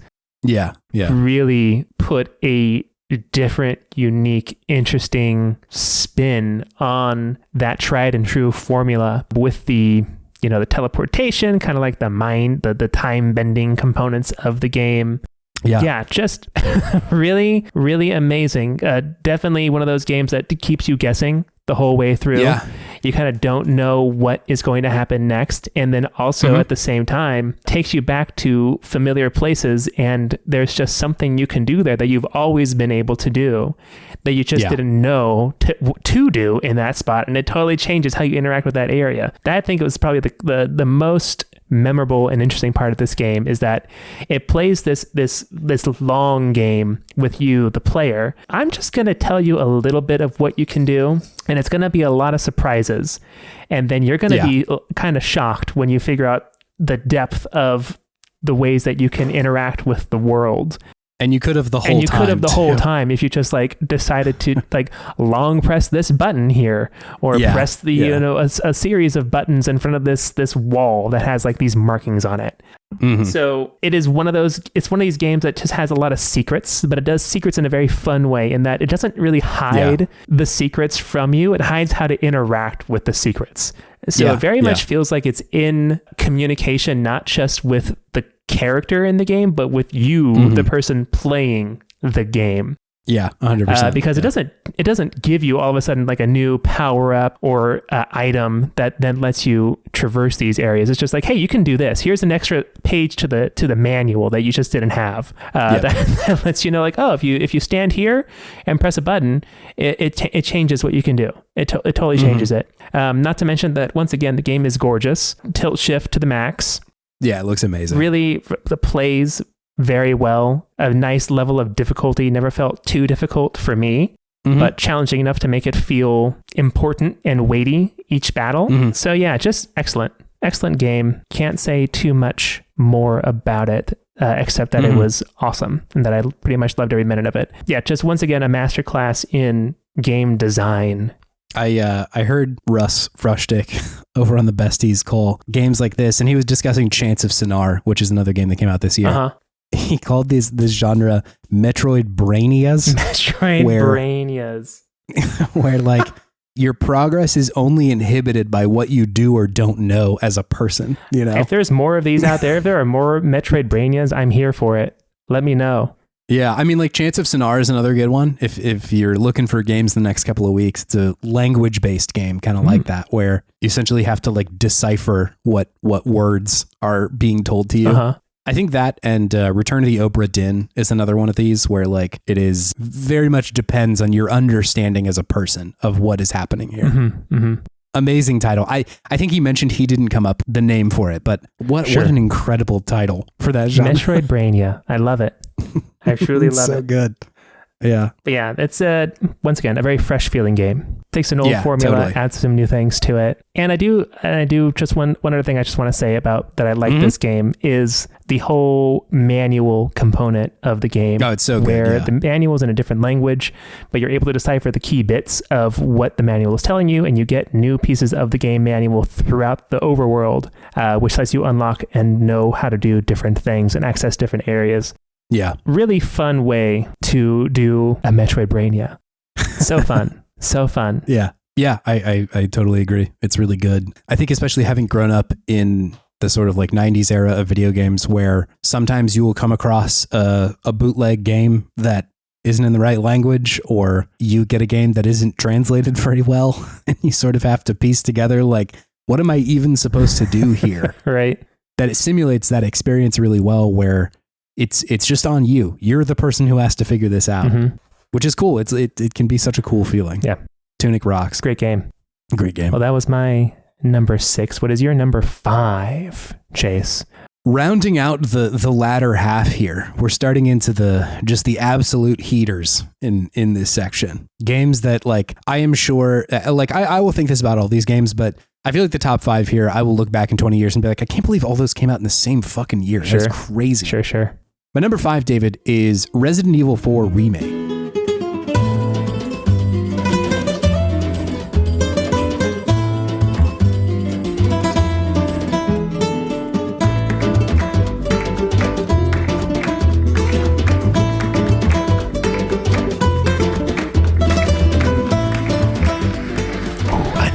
That was gonna be your number 5. It's in here. It is here. This game is so good. It's so fucking good. Mm-hmm. We were just talking about this with the Separate Ways DLC, which I did finish, which was very good. Mm-hmm. And then immediately started up another run because it's like, hey, if you finish in 2.5 hours, you'll get the good rating. 2.5? And quick. You got to be quick. To be fair, I beat it without really trying to go very quickly. I think in 4 or 5 hours. My goodness. And so it's not impossible, but you do have to be like kind of choosy with, do I need to fight all these guys? Do I need to like get every treasure? Sure. Or can I just say fuck it to this section and move on through? Yeah. You also get to keep all your like weapons and shit from your run there. Always good. But God, what a wild way to modernize this game and just make it feel so good. I don't think it's a surprise, but a huge Resident Evil head. I love all these games. I have really enjoyed both where the games have come from and then also like the more recent remakes that they've been doing. I think that they're doing an incredible job of retaining what made those original games good, and especially the 2 and 3 remakes, because like I've been mentioning, those games are so different in their original forms than the remakes are. They've done a lot to keep them scary, keep the tone of those games correct, or not correct, but just, you know, the same as they were before, while also managing to add on a lot of stuff to it, right? Like I think the characters are a lot more believable, the more recent ones. Whereas in the first ones, it's like, it's kind of campy. It all feels like a very weird 80s action movie in certain parts. But everybody feels, yeah, that's a person I could see existing, you know, which is great. I think all of that is so cool. And then to kind of hubristically say, like, we're going to do that for one of the most beloved video games that have ever come out. You know, like, I think a lot of people would point to Resident Evil 4 and say like, hey, this is the place that I got on board with the series. Yeah. That a lot of people will say like, this is one of my favorite games, period. That is a hard task. It's not exactly the same thing, but it's close to the amount of pressure that like remaking Final Fantasy VII had on it. Yeah. And like, I will not say that the game is in conversation as much with itself as Final Fantasy VII was, but like, goddamn, does it really nail how good that game felt and then update it in so many ways. Like I remember this game feeling like this when I played it the first time. Sure. Despite the fact I went back and played it, and it, of course, it sure doesn't, you know, like there's a lot clunkier. There's a lot of stuff that like doesn't work as well, but they have just managed to make it feel so good. The stuff that they decided to add, whether it be like the parry with the knife that you can do as Leon, or the areas that weren't in the original that they've added onto, all of it goes such a long way to make it just feel like a fleshed out, incredible experience of what, you know, the original game already was. I think that Capcom could have made this a lot worse than they did. I think that they really achieved something with this game. I just have so much trust in their vision for these games now that like it's clear that they understood like what made Resident Evil 4 good originally, that there's this very delicate balance between horror and action that they've got it. Yeah. You know, they figured it out. Like with the 2 and 3 remake, I think that they smartly knew that the balance was a little bit closer to horror in those games. And included stuff like, you know, the Mr. X stuff in 2 and then Nemesis in 3, where you're almost always being stalked by like this monster, you know, which is so scary and so intimidating. Yeah. But they don't really have that as much in this one. And I think that that's smart, where it instead focuses more on like the very fun and interesting combat that they offer you in the original and in this one. Like I said, it does the thing that I love about these more recent remakes, and a lot of the original ones did too. I think starting with 4, the base version, that once you finish it, it's like, all right, let's roll it back. Let's do it again. And I love that stuff. I love being able to, you know, track myself and see how quickly I can do these games. Because again, like it doesn't take that long to beat them if you're really moving. In another life, Chase was a speedrunner. Yeah, some other world. It's possible for me, but not this one. But I do like the neon whiteification of this genre, where you're definitely not going to be setting world records, but you do feel like you have to be very considerate about the game to beat it quickly in a way that your first run just simply does not. And I think that that's so smart, because I've felt this way about horror games for a long time, that like after you beat it the first time, or after you experience something the first time in these games, it's not as scary. Like the first time they get you with like a jump scare or like a moment that is intended to be scary, it is intimidating the first time, but then after that you're like, that is not scary anymore. So much just fear is the unknown. Yeah, exactly. And so they so cleverly turn that into an advantage, where they're like, we know it's not frightening anymore, and so we're just going full action game, where the point of it is to just do it fast and to do it efficiently, and like it's just kind of a shooting gallery now. Yeah. And it's great. Like I there are plenty of horror games that I play and I'm like, I'm done now, because I have no motivation to play it anymore. But this game has such a clever balance of being able to tie the satisfaction of playing the game to actually like score chasing and shit like that. It's so good. I can't believe that they managed to do it so well. Also, Leon's great. I love Leon. It's very fun. I'm very happy with the choices about the narrative that they chose to make. I think they could have easily played it straight down the middle and done exactly the same dialogue and been like, we're just being true to the original vision. But a lot of that was kind of crowded with a lot of like kind of misogyny and shit like that. Yeah. There was a lot of that in the game, especially, with its attitudes towards Ashley and the attitudes toward Ada. And like, they definitely still have Ada being this kind of femme fatale, but the sexualization of Ashley is not present. The way that it treats Ada is much more like she is manipulating people. And that's the point. That's why she, looks a certain way. It's not just like, hey, do you want to Ooga at this video game? You could be Ooga boogieing too. Yeah, you could. But I just think it makes the game feel more serious to me. Like when I go back and play it in the past, it just feels like this is cartoonish and clownish. I can't believe that this is the way that we used to like act as a video games as a whole. I can't believe that this is what was wanted or needed to sell a game. And so I appreciate that they make this game feel like, yeah, we're taking it seriously in a way that's like appropriate, Not that like every game has to have a lack of sexualization, but you got to earn it, man. You got to make it good. Yeah. Yeah. Resident Evil 4 remake. It is a mechanical joy as well. It is so much fun. So cool. It's great. And like I said in last week's episode, I am so interested in what happens next. Where do they go? What happens when they run out of games to remake, like what is the future of Resident Evil? Because like I said, I think that they've got it totally down what makes these games good. And so I would be shocked if they totally fumbled the bag with like what to do next. I think there's a great future for you, Resident Evil. You got the Chase Allhart seal of approval. Seal of approval. Where are we out here? I will keep tabs on you, Resident Evil franchise. It is just so encouraging. I want great things for this series because I love it so much, and I have for so many years. So it was kind of tough in those weird, awkward middle years where 5 and 6 were coming out, and they're like, Resident Evil's kind of bad right now. Yeah, those were not good games. It was not great games. So I am very happy that is not the case anymore. Oh yeah, that's not where we're at. Cool. Yeah, that's Resident Evil 4 remake. Wow, we're in the top 5. We're in the top 5. We're in the top. Look at us. Look at us. What do you got for number 5? Yes, right. My number 5 is Chicory. Hell yeah.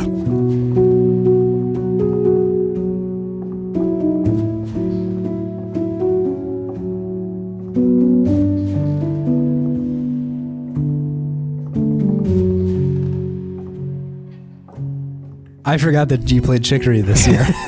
Yeah, I played Chicory. This game was my feeling game for this year.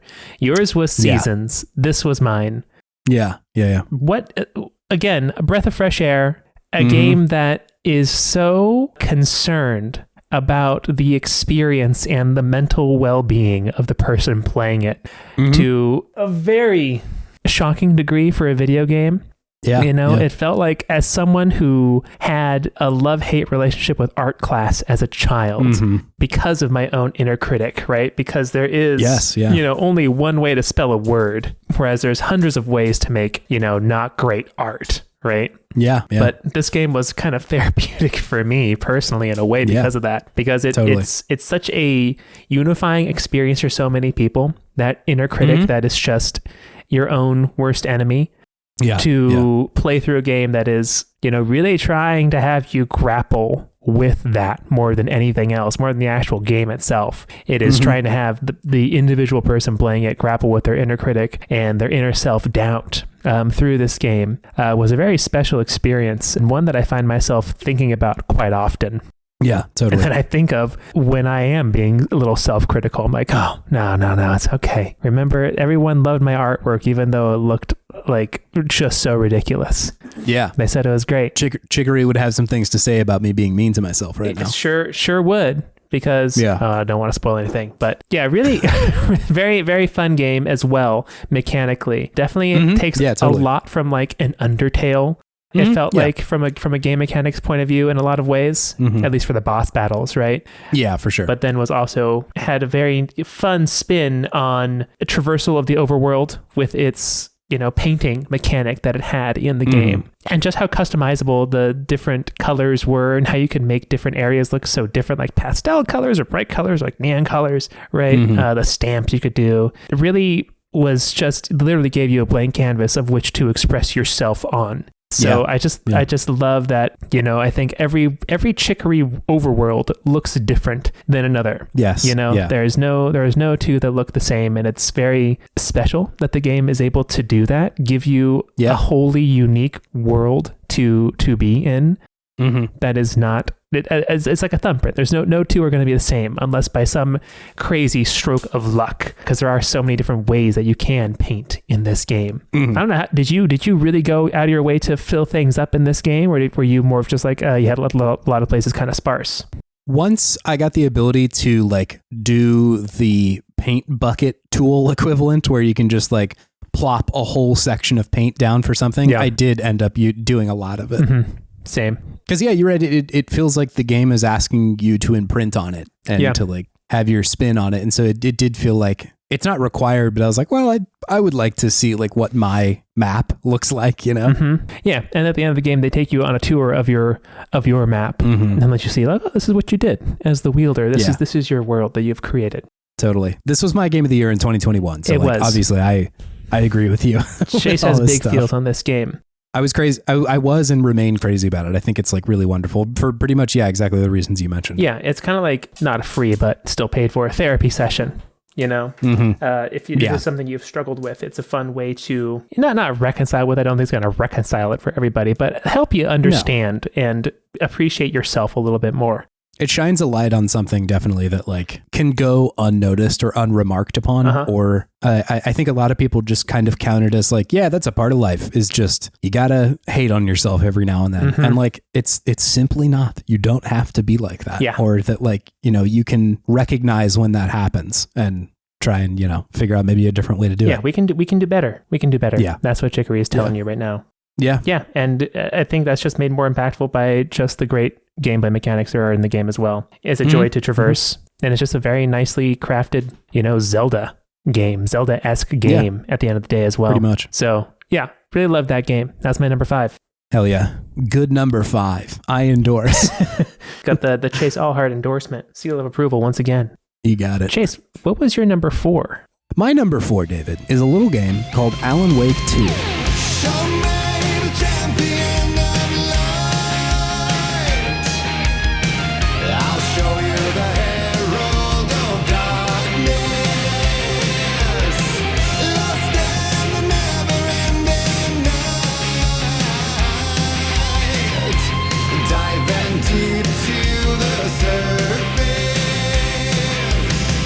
You gonna start doing the dance from the Game Awards?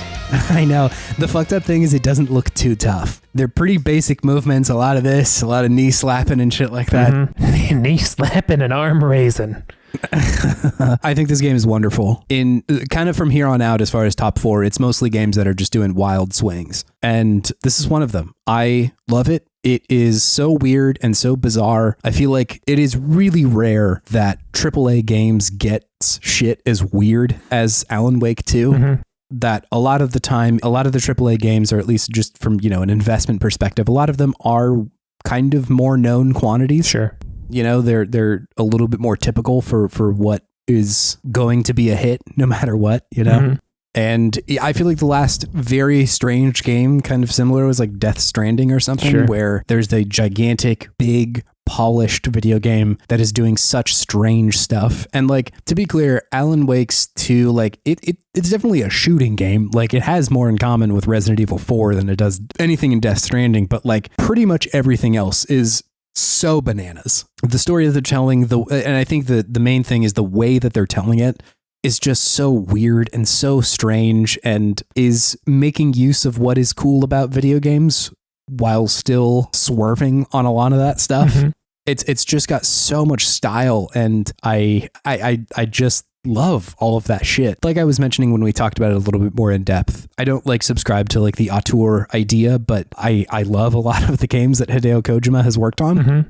And I was worried for a little while that like, is he the only dude who's going to do this? Like, sure, who's going to do this kind of weird, bizarre version of game making where it's big and bombastic, but also incredibly unique and focused on weird shit and makes swings that you're like, how did they manage to get this into the video game? Mm-hmm.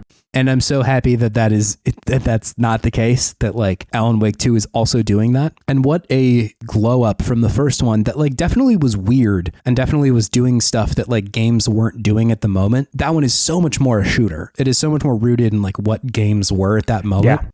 That like this one feels like, oh my God, they're doing totally different shit here. Mm-hmm. It's great. I love it. The FMV stuff is so bizarre. The musical section in this game is amazing. It's all really great. And I have to commend it for just the sheer amount of creativity on display here. Nice.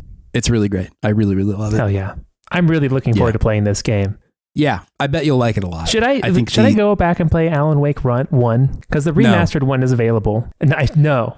You should watch a YouTube video. Okay. Because like the stuff that makes this game amazing and the stuff that makes Control amazing is present a little bit in the first one, but it's so much more of just a shooting game. You know? That's what I remember.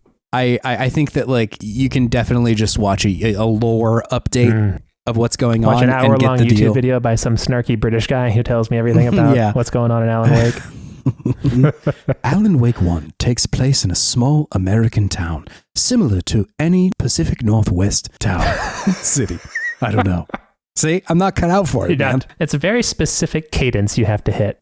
Yes, exactly. Yeah, I think you would be totally fine to play this one after just watching a little bit of an update, because like I fear what playing the first one would feel like, because I think you should just enjoy the amazing stuff that's going on with this. And especially after like, I know you liked Control a lot. I did. And so Control's really good.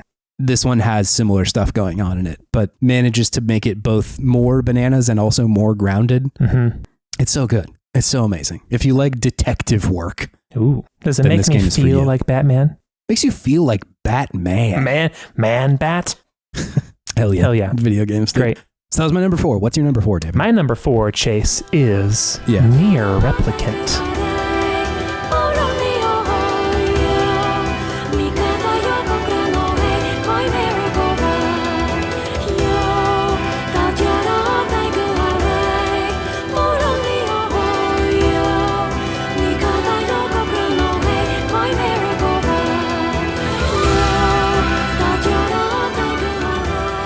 I was wondering where it was going to land. Ooh, man. This I'm doing the final ending. The ending that is unique to the remake right now. Yeah. So I've gone through the canonical first ending to the game, or final 4 endings to the first game, which is what originally called Nier. Now it's Nier Gestalt, and this is Nier Replicant. It's all very confusing. In a very Yoko Taro way. But this game stands out to me for a couple of reasons. One, the combat is just so stylish and satisfying that even though it is pretty button mashy in some ways, repetitive or something. Yeah, there is enough thinking you have to do to get through it effectively that makes it work. right? And I do think that the magic powers are a fun take on the secondary attack in a Nier game, because I feel like these are more, they can be very situation dependent. Attacks are going to work, the different magic powers are going to work better on different enemies, right? But really what makes me impressed with this game is that it is a game that relies a lot on fetch quests in the beginning. And a lot on running around in the same areas, going back and forth, and yet it never really felt too repetitive or boring or annoying to me.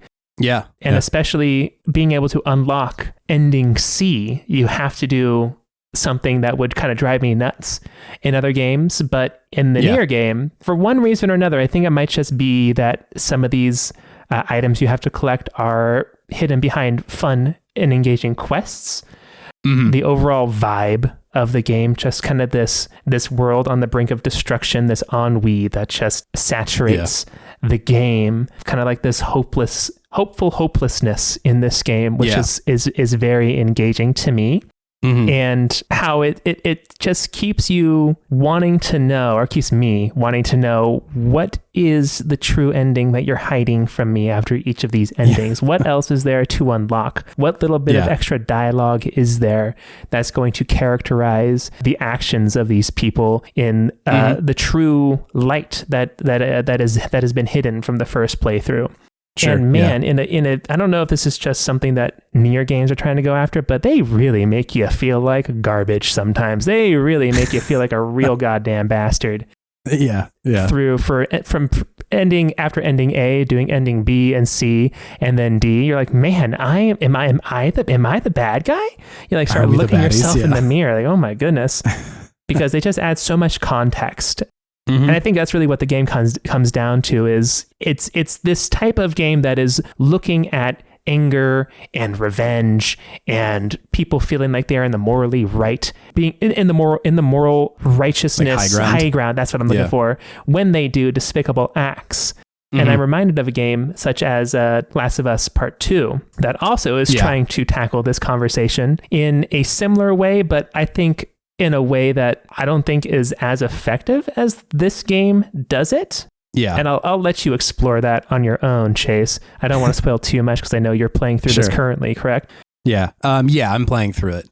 But I see what you're saying, that like it does feel like Last of Us 2 wants you to carry water for it a lot more than the Nier games do. Like they want you specifically to feel bad rather than like your character maybe to feel bad. It's or maybe like the feeling with Last of Us Part 2 is, oh, I shouldn't be rooting for this character. Right. I should feel bad that I'm rooting for this character, as opposed to, oh, looking back, those things I did probably weren't great. Right. Because it gives you the satisfying, typical revenge story in the first playthrough. And then it goes back and adds context to everything in endings B and C and D. And then slowly you're just like, oh no. What have I done? Oh no. And I still haven't gotten ending E yet, which is the new one. So I'm interested to see what they've cooked up for the special remake. So, and I'll probably keep you updated on that on a later date. But I feel like games in general are some games can be very concerned about the actions of the character and what is right and what is wrong. Feelings of guilt for what you're doing, and like the moral righteousness that some people feel in any given situation that, oftentimes crumbles when you give even just the smallest amount of context as to what the other side is going through. Right. And I think that this game handles that really well in a way that's very impactful and made me feel not like I'm bad, like I'm a bad person, but the tragedy of it all, I think, was kind of more the angle of what they're going for. And I think they nailed it with this game. Awesome. Really, really fun.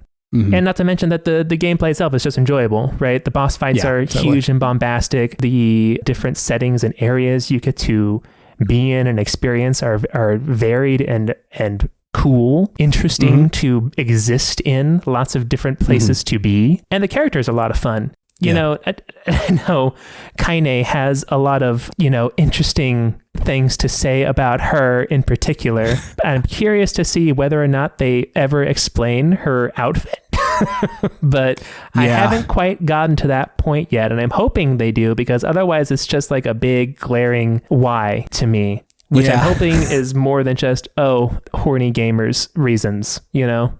Yeah, it might be that. it might be that, but we'll see. You get a little bit of it in Automata, but like at the same time, like she ain't gotta look like that, you know? She sure don't. Yeah. It just feels out of place sometimes, which makes me think that maybe I'm missing something, and everything else feels so considered in the game that it would be a bummer if that was just, hey, she's just in lingerie and that's just how it is. Yeah. Yeah. So I'm gonna play ending E and see if they give more context to it, and we'll go from there. To be determined whether or not that's a huge bummer. But right now, it's kind of a bummer. Yeah. Yeah. I hear you. Mm-hmm. That's fucking video games, dude. Yeah, it's fucking video games, but great game. Really enjoyed it. Yeah. Put like 40 hours into it this month, I think. That's awesome. Good time. I am sure that I will fall down this rabbit hole probably in January, to be honest. Mm-hmm. I feel like once I have a little bit of breathing room from GOTY and this year's barrage of video games, that I might dig into this. But like, God, the Persona 3 remake is coming out real quick, which I will need to prepare for. You always got to play your Personas. I get it. Yeah, it's just one that I haven't really played. And so I'm really excited about the remake for it. Oh, yeah. Because I played, this is another tough one. I played Persona 4 Golden for the first time this year and was shocked at how good it felt even like now, because it's a bit of an older game. Yeah. And so I was kind of expecting like, this will be kind of tough. The formula won't be as good, but nope, still amazing. So interested to see what 3 looks like. Oh yeah, I'm ready. Yeah, it's video games. It's video games. By the power of podcasting, we're back. We're back, and the vibes may be different. Maybe slightly different. Maybe 24 hours approximately different. Mm-hmm. But hey, we're still here to talk about our top 10 games. And right now, how about I tell you about my number 3, David? So you had mentioned to me after we stopped recording that you think that 2 of our top 3 games are the same. Yes. I also think this, and I think number 3 is the place where it's going to differ. I also agree with this. Because my number 3, my top 3rd game of the year. The top 3rd, okay. Is Super Mario Brothers Wonder.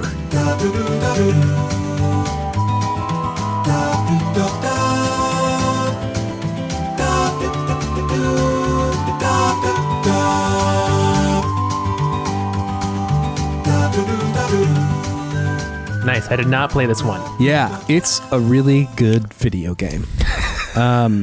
Mario is good? Is that what you're saying? Yeah, that's again the curse of a video game podcast. Attempting to speak about Mario is incredibly hard. The air is nice, isn't it? The air is great. The jumping still good. I think like seriously, what set this game apart from like any other Mario game is just the surprises that it brought along with it. Mm-hmm. I think it is hard to, and this is going to sound jaded. It's not what I mean, but like, it's hard to be surprised in video games. Yeah. A lot of the time, just because I've played so many of these things. And so it's like, sure have. It's kind of challenging to have a game know exactly what you're expecting and then to somehow swerve on that. That's pretty tough to do and takes like a pretty confident game designer. Mm-hmm. And Mario Wonder does it in almost every single level. Like, wow. You catch on to it eventually, but like the pretty much from the jump, if you find a Wonder Seed, the game is about to like turn every rule that it has taught you for the last like minute or so upside down. Mm-hmm. But in a way that still remains like readable and understandable. It's not like you hit jump and suddenly you're like punching as DK or whatever. Yeah. But like it just manages to teach you a lesson and say like, okay,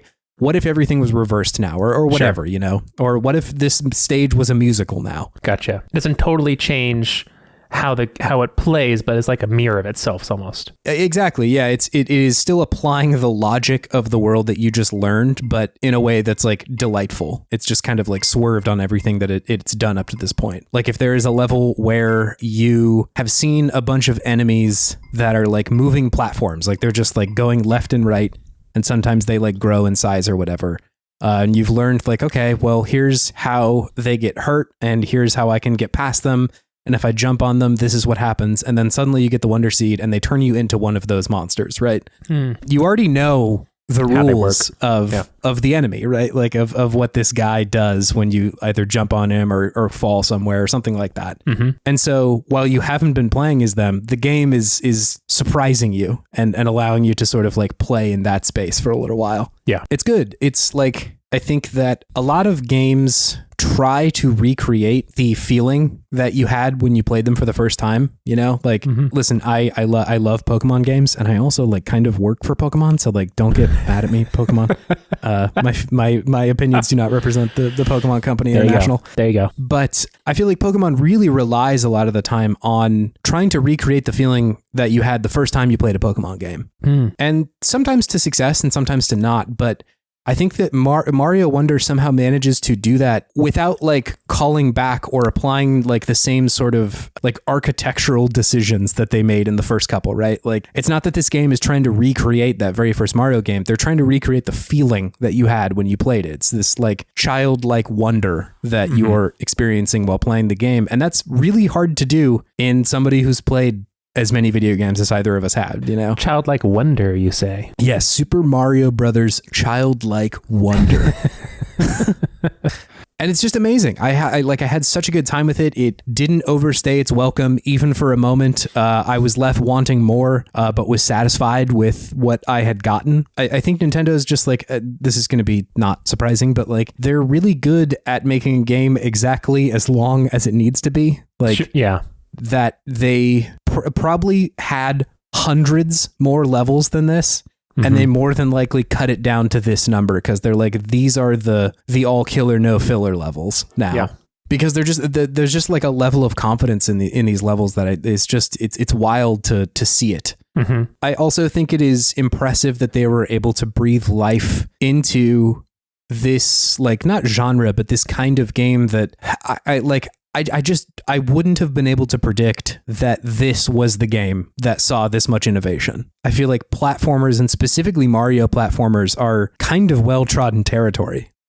I have come to expect a certain thing from that, and it makes me see the other games in a different light now. That like, I will always be hunting for Wonder Seeds and all the other Mario levels because I'm like, sure, I can't wait to see how they totally flip it on me on this one. Do they need to go back and release a Wonder DLC for all the past Mario games? I would pay a lot of money for Super Mario World Wonder, you know? Yeah. Because like I like I said, I think that there is the base part of those games is still in here. If you just took out the Wonder Seed stuff, it would just be a pretty standard Mario game, and probably still pretty good. And so like the Mario Super Mario World, like that's fine. But if you just added the Wonder Seed, suddenly you've got a very new experience. And I think that the like lessons that Nintendo has been learning ever since Mario was first jumping was like, you need to establish rules about this level and how things work and how enemies work and how like this platform works and all that sort of stuff. And so it's not unfeasible to think like, well,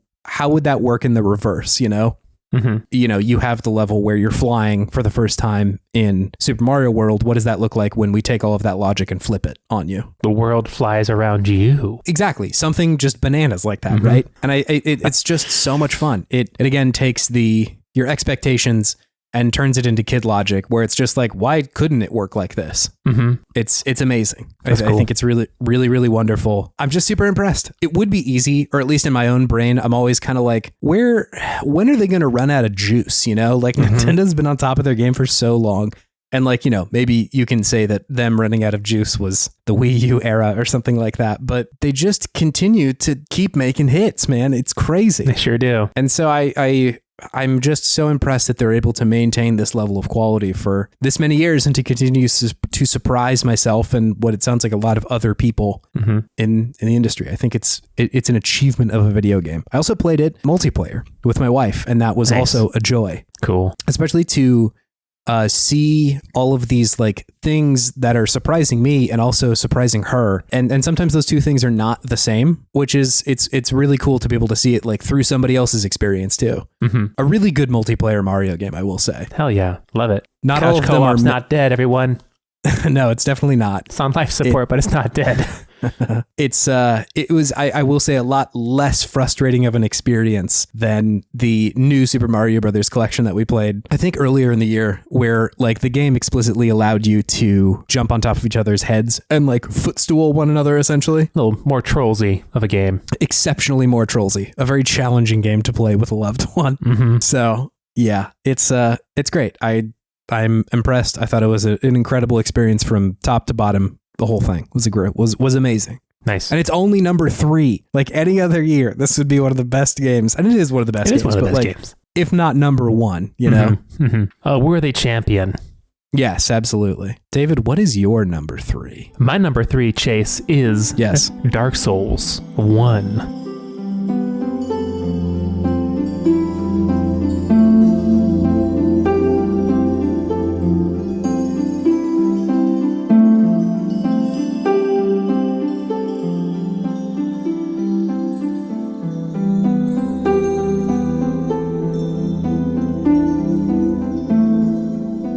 Dark Souls 1. This confirms my theory. This confirms Chase's theory that I spoiled a little bit last night, and he's racked his brain trying to figure out my top 3. I had to solve your riddle, Dragon.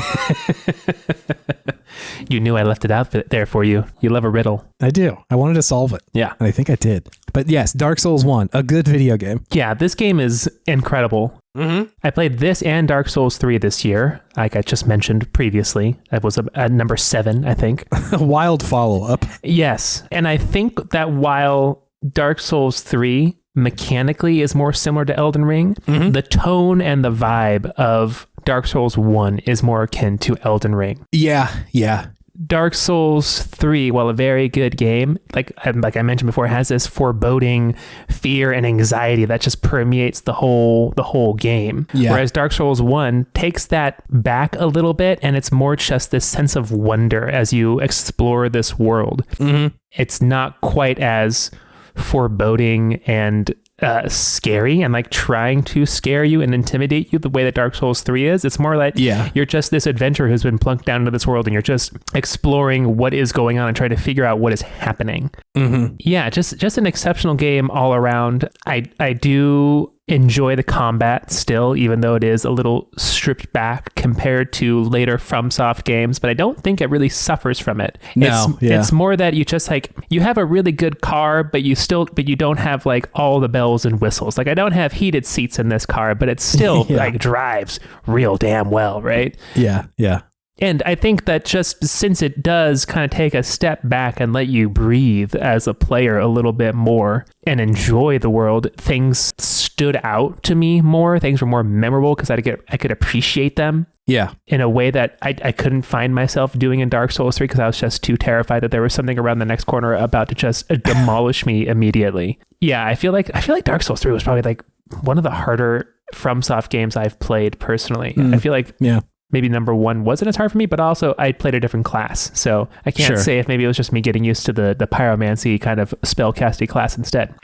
But I digress. Dark Souls 1 is a classic for a reason. Yeah. And I think more than anything, it's the interconnected world as well. And how everything touches everything else. It's pretty incredible how they were able to make it feel like this sprawling experience, but is actually, a very dense map that they have created all these dungeons in, and just really keeps you engaged as the player as to what is around the next corner. And I think that is also why it reminds me the most of Elden Ring, because it just keeps you going intrinsically, not because there's like story beats I'm trying to hit. Yeah. I'm supposed to be doing this, that, or the other thing. It's just I just want to see where this goes. It's just so open in the beginning, like lets you choose whichever way you want to go. You're going to get your ass kicked if you go certain ways. Yeah. So you learn like, oh, I shouldn't go that way. The graveyard is not the place. The graveyard is not the place to go. Those skeletons will roll me down. But it just, it feels that like a sense of wonder with an underlying sense of foreboding.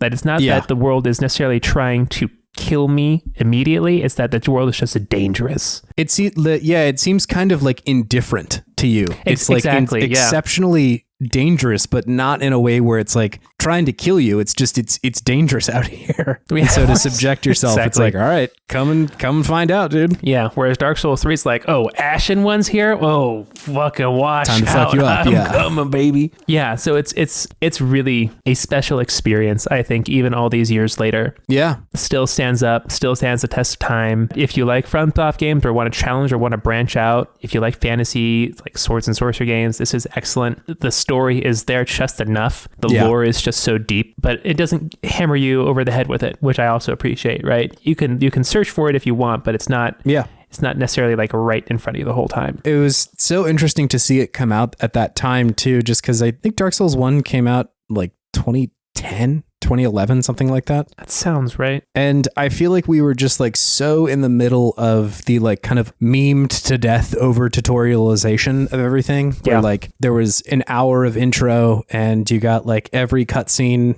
that you could ever need. And then like them teaching you how to like operate a camera and shit like that. Yeah. And there's something to be said for like an accessibility sake of like, what if this is someone's first game? But like Dark Souls 1 is probably not somebody's first game. Like it's just probably not going to be it. It wasn't my first game and it kicked my ass when I rented it from Gamefly as a kid. I was like, oh yeah, my God. I had the same experience. I played it in 2011 and was like, I don't know if this is for me. Like, I don't know if this is it. And it took until getting to Bloodborne and like kind of getting that experience in me that I was like, oh no, I see what is good here. Mm-hmm. It's interesting that you had brought up Dark Souls 3 in the same conversation. I feel like when I was playing Dark Souls 3, I saw a lot of Dark Souls 1, whereas when I was playing Dark Souls 1, I feel like I saw a lot of Zelda in it more than anything else. Yeah, I see that. Just like with the interconnected world, you know, the first couple of Zeldas were very much like that, where you can kind of go anywhere. Mm-hmm. You just sort of need to figure out how to do it. That one also gives you very little, you know, even Link to the Past, which is like has more story. It's pretty bare bones, right? Like you get your sword and shit, and then it's like, hey, the princess is in trouble, go find her. Yeah. And then you eventually come out of the castle and it's like, fix the problem that we're dealing with, you know?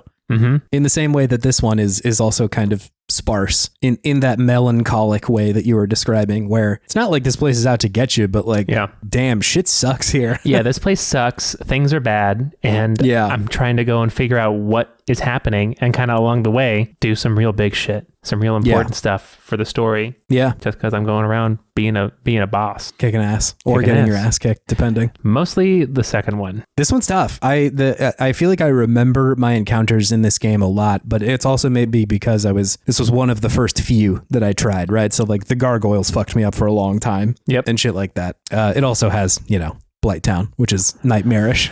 Blighttown was something else. Yeah. It's an experience. If you can get through it, I feel like that's your signifier that you do enjoy Dark Souls games quite a bit, because it's a pretty painful place to get through. I've been told that in the remake, they made it not quite as bad because you can just see better. Yeah, that's probably true. So I have not experienced Blighttown original version. Yeah, Taylor's version of Blighttown is... I'd have Taylor's version of Blighttown, not the producer's version. True. So yeah, it's maybe I'll have to go back and play the OG at some point, but I'm not super inclined to, because it sounds hellish. There's a lot of other FromSoft stuff that I feel like you should get to before playing the hardened version of that game. Yeah, I have Dark Souls 2 left. Yes. I think that's the last one. I think I've done everything else. It's good. I think that game gets a lot of flack for being like, it does deviate slightly, but like you play it and you be like, I see how this is a Dark Souls game. It's not unreasonable. Yeah. But Dark Souls 1 is amazing. It is amazing what they managed to do with that game. Yeah. A classic for a reason. Really special. Yeah, absolutely. Oh my God. Should we say our number 2 game at the same time? Yes. I think it's the same, right? I'm pretty sure. Okay. You ready? Are we saying the full name of the game or what it's commonly abbreviated as with acronyms on the internet? Well, I guess it's probably not Gex Enter the Gecko, huh? Oh. Damn. Enter the Gexo. Enter the Gexo. Oh, no. Across the Gexiverse? Across the Gexiverse. No, it is in fact 3, 2, 1. Legend of Zelda Tears of the Kingdom. Yeah.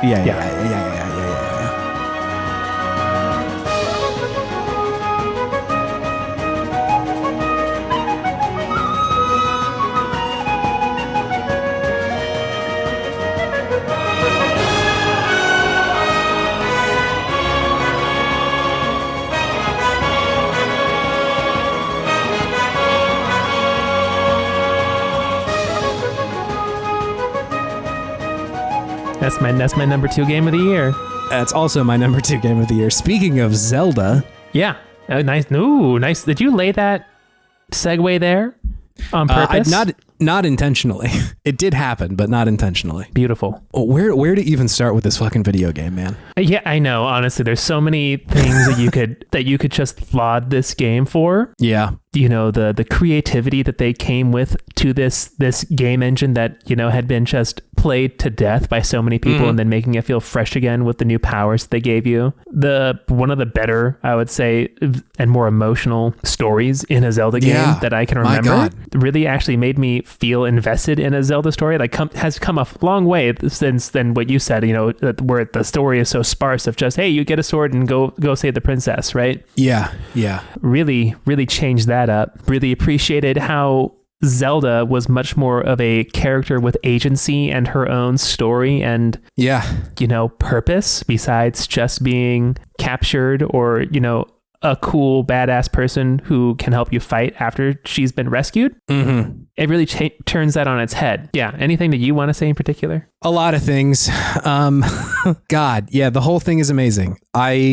Weirdly enough, I wouldn't say uninterested in more of this kind of game, like a more Breath of the Wild, but I was hesitant about it before this game came out. And I was like, I don't know if I need more of that kind of game or that type of game. Breath of the Wild just felt like such an all-encompassing experience. And I was like, how do we go? Like, where do we even go from there? You know? Exactly. And to see that it was even set in the same world, I'm like, I'm down to get more Breath of the Wild, but I don't know if I'm going to be quite as enthused about it as I was the first time. But yeah, they just managed to put everything on its head, challenge your expectations about what this game is going to do or what you can do in it. It manages to make Breath of the Wild feel like a beta version of this game, not in like the Sigma beta, but like a playtest version of Zelda vanilla. Yeah, like it's shocking that they're able to do that on such a already sophisticated game. Like you were saying, the all the powers are so much better than they were in the other one. Yeah. And especially the building powers. I think that's the stuff that's kind of stuck with me the longest after having, you know, played this earlier in the year and thought about it for a while, was just there's such an availability for creativity in this game that I just was not expecting in any capacity. The Hyrule Engineering subreddit was so fun. Amazing. Yeah. Like that's wild that comes out of a Zelda game. Like, it's just not what I expect from Zelda, you know? I expect that from like Kerbal Space Program or like Satisfactory or something like that. But here it is in Zelda, people being like, hey, I made Metal Gear Rex. You know, like, what in the world? How is that possible? But they made it so. What else? Yes, the story was way more effective than I thought it was going to be. And there is such a confidence in their ability to tell those stories. Like, I think that there have been more wordy stories in Zelda before. Like, I think both Twilight Princess and Wind Waker and Skyward Sword all have more beats in them. And this one has a lot, to be fair. Like, this is definitely more than Breath of the Wild had, but there is a confidence in their ability to have the slower moments in this game really add up to something. Yeah. And like, they're so comfortable with their visual language and their like metaphor and shit like that, that by the time you get to the end of the game, I was like just awestruck with the last sort of like verb that they ask you to do, because I was like, oh my God, they've been asking me to do this the whole fucking game. And here it is meaning something, you know, and it's not hit a guy. That's not the last thing that they're asking you to do. And I was just so impressed that they were able to set that up to the point where I was like, this is incredible. I feel like a hero when they do the needle drop on just like the like Link soundtrack, essentially, right at the end. I was like, I cannot believe that this is what this game has culminated in. Yeah. They're even in the moments that weren't like huge story beats or anything like that, they were still confident in their ability to have these like deeply emotional stories, despite the fact, like, you know, there's not like hundreds of lines of dialogue or anything like that. I think about the mayor of Terrytown and like him having to kind of like let go of his daughter. Because she has to like go to the Gerudo town. The Gerudo town to like live for a little while, because that's what they do in their culture. And just like the process of him being like, I need to find like a good gift to give her, something to remember me by, or like all these grand gestures. And like the ending of that being incredible too, where like, you know, I don't want to spoil the whole thing, but just the imagery that they present you with at the end it was amazing. Like I couldn't believe that was in this kind of game. I think a lot of games sort of try to invoke the Studio Ghibli Miyazaki rapport, you know, like they try and say like, hey, we're inspired by this, but I don't think a lot of them nail the storytelling aspect of that. That like the art style is oftentimes really invoked, but like the ability to be confident and be like, there is meaning in this scene, despite the fact like people aren't talking very much, or like, you know, it's not really explicitly laid out what's happening. But when you do that and do it well, it's like just shocking how effective that stuff can be in a fucking Zelda game, you know? Yeah. This is also the game where I throw like an apple and a fish into a pot and it comes out looking like a pixelated piece of dump, you know, like, and Link goes, oh no, or whatever, you know, like, well, you don't like apple fish? I'm not a big fan of the apple fish. Yeah. It doesn't taste so good. But I just can't believe that it managed to pull that off. Like, I think I mentioned this during the episode, but I think that I've had assumptions about like what quote unquote like story driven games have been or can be, you know? And like, I wouldn't say this was like a firmly held belief, because obviously other things have challenged this, but like I think for a while I was like, yeah, like The Last of Us is like, you know, pinnacle storytelling in video games or shit like that. Or even like God of War 2018 or something like that was like, and to be fair, that was told really well. And I think that there's a lot of confidence in their writing too. But I think that there is a argument in this game for like the sparseness of their story also being effective. And like they've been doing this for a while, right? Like even Majora's Mask and Ocarina of Time were sparse, right? I think that there was like slightly less of a shared visual language that everybody could rely on at that point. So like, you know, it's still incredibly effective. But I would say that this is still like really well done compared to those two. And so like I like I said, I think it's just challenging what I come to expect from story-driven games, right? Like there is room for ethereal and not directly like explained story beats and shit like that. Obviously, right? Like, you know, Season was on here. I like Nier Automata and shit like that. So there are these kinds of games that don't spell out to you what's going on, and it is a little bit more up to interpretation. But God, this one makes, like, for me, one of the better arguments for that. Yeah, the story is much more, it's told with a lot more maturity, not just in what it's trying to discuss, but what it's trusting the player to interpret from it. Right? And not just in the main story, but, you know, in a lot of the side stories too. Right? There's just there's a lot that goes on underneath the surface that is unsaid, and that just gives it this depth of emotion and feeling that, you know, makes it, I think for me, makes this feel like the first time that I could say like a Zelda game feels mature or for grown-ups, even though it is still for everyone, right? It's the same thing with the Miyazaki film comparison, right? Like, Spirited Away is like a kids movie, you know, like there's kid stuff in there, but there's also shit that every adult watching is going to be like, oh fuck, like that's pretty heavy. Yeah. Despite the fact like the kids probably aren't going to pick up on that, you know? No. Yeah. It's really hard to write a story that speaks to both the child and adult perspectives, but when you can do that, it's so effective. And I think that like kids get it, right? Like even if they don't know like the pain of having to say goodbye to like a child or something, they understand loss, or they understand like having to feel distant from a loved one in some way. And so a lot of these things can speak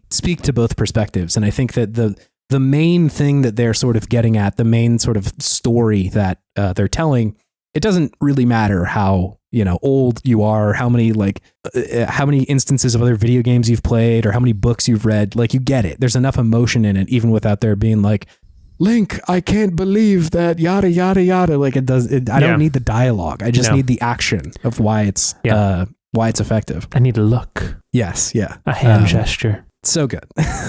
Yeah. And it just makes it so satisfying when the verb at the end becomes the thing that you get to do. And I guess you do get to like what they usually do, save the princess, right? Sure. Yeah. But it seems like he's just less involved in this one, which I appreciate. I think it's impressive that they make that ending compelling in some way or another.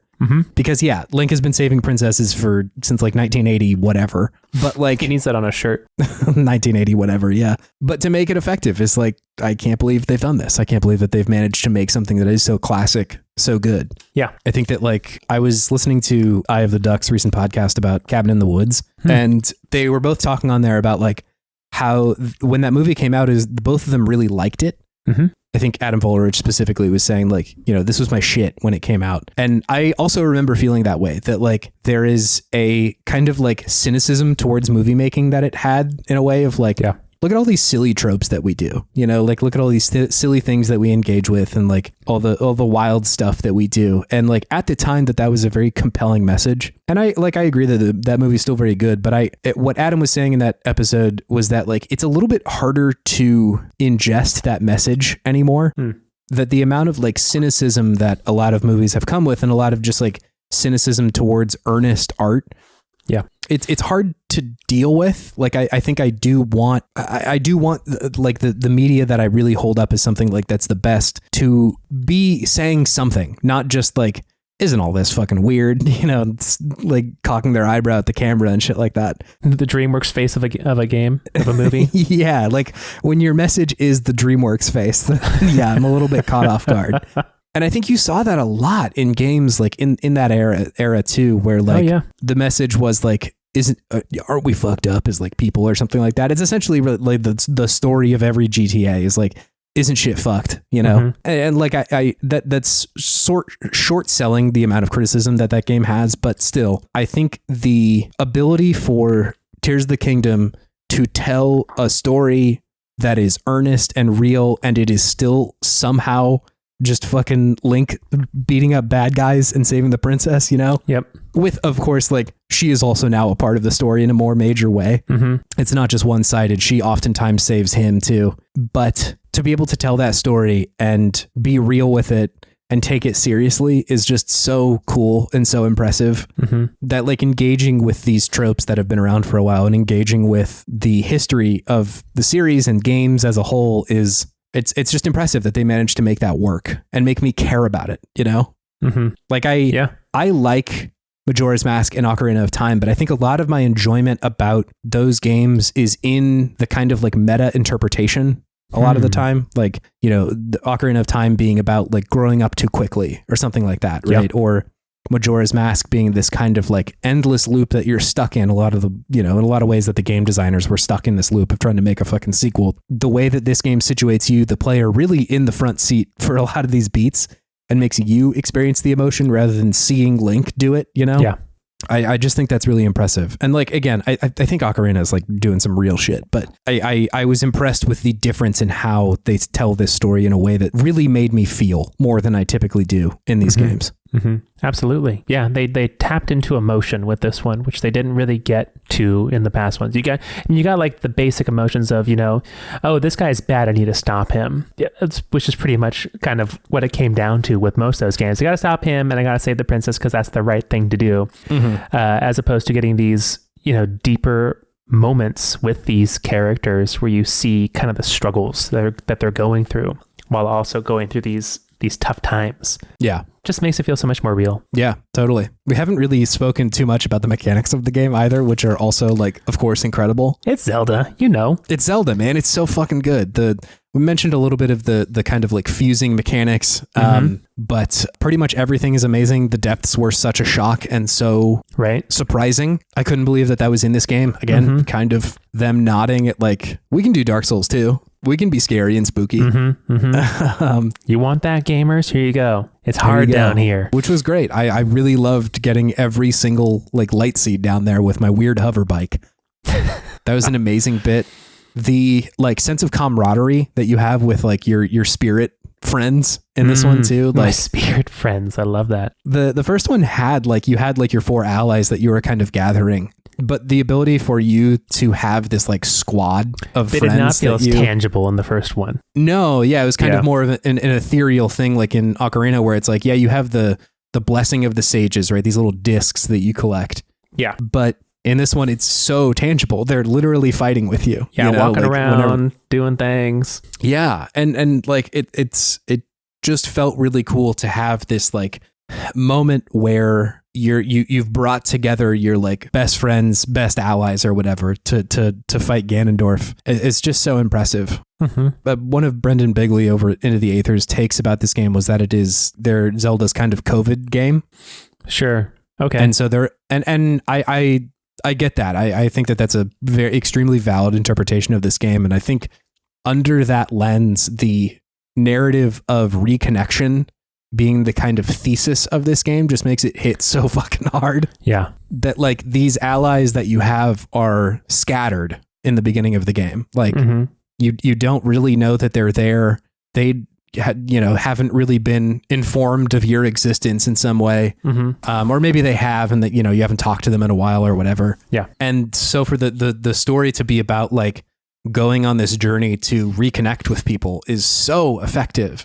And especially when they like really hammer it home later in the game where it's like, these are your friends and you're going to kick ass, And even the sort of like reconnection that you are trying to do with Zelda, right? Like that's the first thing that happens in this game is the two, you are jumping towards her and she sort of like blips away from you, right? Yep. Your hands slip away from each other. And like, again, with the kind of covert interpretation that Brendan mentions, like that hits pretty hard to experience this kind of like disconnection on such a major scale. And even going into this game expecting that like Zelda's going to be in this one because she was in the first one and like we saved her, she's here. And that's how they even set it up of like, yeah, you two are going on an adventure and shit. Yeah. And she's gone. Yeah. To be disconnected was like immediately very effective. Like, God, I can't believe that this is how things are going. And to be disconnected, a little bit of a spoiler, by so far.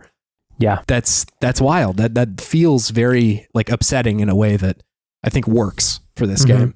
Unbelievable. I can't believe that they made this fucking video game. Yeah. It's unbelievable. This is number 2. Yes. Yeah. Like this is one of the best games I've ever played. And it's number 2 for this year. Yeah. Yeah. When I was watching the Game Awards and I saw how sad the game director for Zelda was when he lost to Larian, I was like, man, you hold your head with pride, sir. I know. Yeah. You bow for no man today. You bow for no man today. Yeah. Like you've also made one of the best games ever. Yeah, absolutely. So good to give this game its much deserved flowers. Yeah. And I'm sure it's getting plenty of that right now. Yeah, I hope so. Also, Toolin rocks, man. Toolin's so cool. Toolin. The guy, the man himself. Yeah, he's a sharpshooter. Love it. So cool. The most useful power too on a traversal basis. Yeah, true. Boost me, baby. That like boss fight with Colgera where they drop in the like Dragon Roost Island theme. So good. It punches me in the gut every time I hear it. I'm sure I will have already played that to intro into this section. Yeah. But God, it is so effective. Yeah. Like it's just like, this one's for all the old heads out there. Here you go. Yeah. It's such a beautiful melody line. And to like connect Toolin up with like his kind of, Dragon Roost ancestors or maybe predecessors, who knows? It's just like, it's so cool. That's such a nice thing to drop in there. Absolutely. Absolutely rocks. This game is so good. Okay. Before we go to number 1. Oh, that's right. We've got a laundry list of honorable mentions. How many honorable mentions do you have, Chase? I don't even know. I haven't counted them. It's just a pile of them sitting in the corner over there. Yeah, there's so many. There are so many fucking good games that I don't even know where to begin. We've got time, so like if you want to like praise one more than another, feel free. But I think I'll probably try and stick to like a little bit of a shorter synopsis for most of them, and then maybe go on a little bit longer for like 1 or 2 of these. Yeah, that's kind of my idea. All right. If you feel like there's something you really want to touch on, go for it. But yeah, don't do as long as one of the top 10. Sure.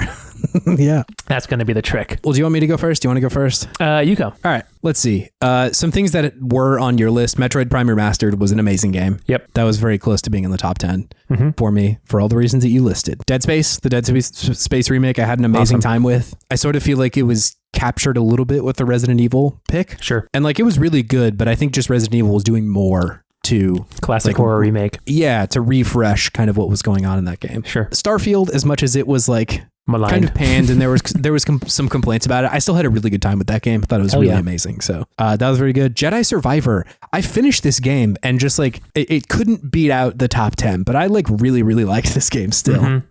Blasphemous 2, amazing roguelike, better than the first one in my opinion. Yeah, great time. Advance Wars 1+2, also amazing, but like, it's Advance Wars. It's there. Final Fantasy 16, tough one. This was kind of tough. Ooh, sure. I liked a lot about this game, but it was also very uneven in a lot of places. And so like, I couldn't say that it was, amazing all the way through. I think there were peaks in this game of like, holy shit, this is some of the best shit. And then sometimes I was like, I don't know if this is it, Yeah. Yeah. The indie game That Which Gave Chase was amazing, but also very weird and very strange, and I suspect would not be everybody's bag. And so like putting it on top 10, I was like, I don't know if this is really going to cut across that many measures. And as much as this is like my list, I'm still just like, I liked it a lot, but yeah, I can even acknowledge that like it's kind of an experiment. It's kind of a heady game. Sure. For the same reason, Lake Haven Chrysalis, pretty much exactly the same deal. Let's see. Street Fighter 6, amazing fighting game. Also like broadened the tent for people who don't play fighting games very much. Introduced like very cool stuff for people who aren't experts. But I'm also just like not that into fighting games. Like, fair. So there are some, but like Street Fighter is one. I just can't be the guy to say that because I haven't played as nearly as much as the people who are like really into the game. You know? On my Nintendo Wrapped, like the roundup of the shit that I played this game, my number 2 most played game on the Switch was Fire Emblem Engage. Which I was like, how is this the one? You love Fire Emblem. I do. And so it's weird for it not to be on the top 10, but like at the same time, there was a lot that didn't work for that game. But I sure did play all of it because like the tactics were amazing. But yeah, just, you know, I had some problems with that game. Chained Echoes, tough to not include, but I think I just ended up liking Octopath Traveler more. Gotcha. Like the retro RPG stuff. I was like, yeah, I can nod to it with Octopath. For sure. Like a Dragon Ishin, the sort of like samurai end of the Shogunate era Yakuza game. Really good, really fun. Yeah. It's great. I'm also like not a huge Yakuza guy. I feel like you've played a lot of those games for not being a huge Yakuza guy. I'm like I'm a casual enjoyer of Yakuza games. Sure. If someone's playing Yakuza in a room, Chase will step in and enjoy the experience. Yeah, I'll be like, hey, I like these games. Yeah. But I do think that like, I might get called a fake fan for this. I like the Like a Dragon, like sort of new age that they've entered into with the turn-based stuff a little bit more than I like the kind of open combat, the free-for-all that they've had in the past. I don't think, you know, either one's necessarily better, but just for my taste, I kind of prefer the turn-based stuff. For sure. Chia, the game that came out kind of early in the year, it had this like open world design that I found really beautiful. The story was amazing. Many moments like got me incredibly emotional in this game. I think it is beautiful, but just it didn't crack top 10 for me. The System Shock remake, amazing, super fun. Love System Shock now. Hadn't played it before. As I mentioned, Terra Nil, honorable mention. Very good game, kind of short. Like I usually don't say that, but I'm like, I wish there was a little bit more of this. I wish there was a little bit more of this video game. But yeah, still really good. The message it had was incredible. And then the last few I want to talk about, and ones that I would like more than 30 seconds on. One of them is Astria, the 6-sided oracles. This is the deck building game. Surprise. Yeah, shocker. But not deck building, it's dice building. Where you draw the dice. I just think it's so inventive and so cool in a way that I really wasn't expecting. I wasn't expecting this amount of, I don't know, inventiveness in the genre. It's great. Yeah, listen to the episode. I feel like I talked more about it there. I thought it was really, really good. The Banished Vault, another one that I was really crazy about. This was the one that like, it was about the like spacefaring people who essentially found like, I can't remember what they call it, like the Blight or something like that. But it's like a universe consuming entity that they know that they will not be able to beat. And that they then have to try and build these like artifacts that can tell their story if something comes after the Blight. Yeah. And so it kind of plays out like this very math-based board game. I just thought this game was so creative and so interesting. Cool. The art style is so good. I would love to say that this is my, on the top 10, but honestly, I don't think I'm smart enough for it. It requires so much of you. And like, I love that. And the people who I see that love it, I'm like, I might just be like not as good at this game as you are. Yeah. You're thinking on a different level than I am. They're playing 5-dimensional chess. It's fucking crazy. I like do not understand it. But even still, this game was incredible and like was doing so much cool shit. It has like a manual that feels like a paper version that I think you can order and get like the actual like game manual if you want to like have that, because it is pretty useful to like peek at. But yeah, just an amazing game. And then Cobalt Core was the last one I wanted to bring up, which was kind of a recent game that I had brought to the show. And it's this like deck building space combat game, which is fun on the surface. Yeah. And I've managed to, quote unquote, beat this game at this point. After you beat a run, you get like one sliver of one of the character's stories. And then I think that there are 18 little slivers of story that you can get. Yeah. And then eventually there's like one ending part. And like it really culminates in a way that kind of hit hard in a way that I was not expecting to. Mm-hmm. I don't expect that from deck builders. Usually deck builders are incredibly mechanical experiences. Mm-hmm. But this one was really a head and shoulders above a lot of the other deck builders I have as far as like inventiveness with what they're doing in the game. And also easily one of the best soundtracks in games this year. Amazing stuff in there. So truly impressed with Cobalt Core. Awesome. I bet there's some games I'm forgetting, but those are the ones that are on my honorable mentions right now. Awesome. I have, starting off with Brothers, The Tale of Two Sons. Brothers is about your two sons. Yeah. First time I played that game. Wow. Really great. Loved the emotional story. Probably one of the games that made me feel the most this year. Yeah. Very inventive gameplay. Really did not expect that to work as well as it did. Yes. Especially giving little brother to your dumb thumb, which was really a masterful stroke as far as game design goes. And I just love games that feel like a fable, right? They feel like you are playing a fairy tale, and it just does it so well. And this is definitely a Brothers Grimm fairy tale because things do not go well for lots of folks. Yeah. Yes. But great. I love it. I'm interested to see what they do with the remake that we spoke into existence. Yeah. I feel like they need to change very little about this game, except maybe one thing that felt very weird in the game that I don't know if it actually helped the video game in itself. But I feel like the rest of it, like, just upscale it a little bit. You better, right? Yeah. Soccer Story also had a lot of fun with this game this year. It got to a certain point where I felt that the difficulty got to a point that was not quite as enjoyable for me anymore, but I really did love kind of cheeky attitude the game had. I liked the overall gameplay mechanic of just being able to go around a overworld and just like kick a ball and then unlock different things and get different items to secure. And the actual gameplay of the soccer games was very fun, I thought. Very interesting kind of like 3v3 take on a soccer match. Was it? Okay. 5 versus 5. Yeah. Soccer, which is just fast and frenetic, and you have to constantly be doing something to effectively play the game. So a lot of fun. I would recommend it to most folks, especially if you liked Golf Story. Kind of seems to be in the similar vein. GTA San Andreas. I had never played this game before. Did you talk about this on the show? I did. Yeah, I briefly had played it. I briefly had played it when they did the remakes that were so goofy on Switch, and Xbox and PlayStation. Oh my god, the definitive editions. I must have wiped this from my memory. I don't remember this at all. I think there were like a couple pods that I talked about it, but really what I liked about it is that, as you know, I lived in LA for a couple years, and just the style and the aesthetic and how they were able to evoke Los Angeles without actually being the full sprawling Los Angeles. Yeah. Incredible, honestly. And then same goes for, the Bay Area and all the other spots that they create so amazingly in this game.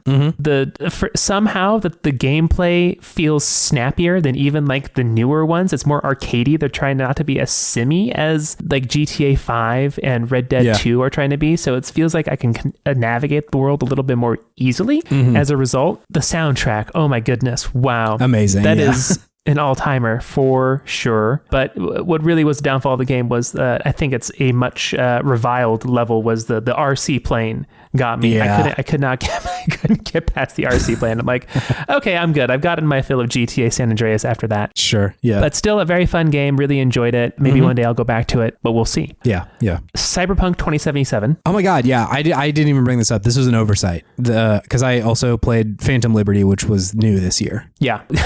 Chase also has an honorable mention to put in for this one. One more honorable mention.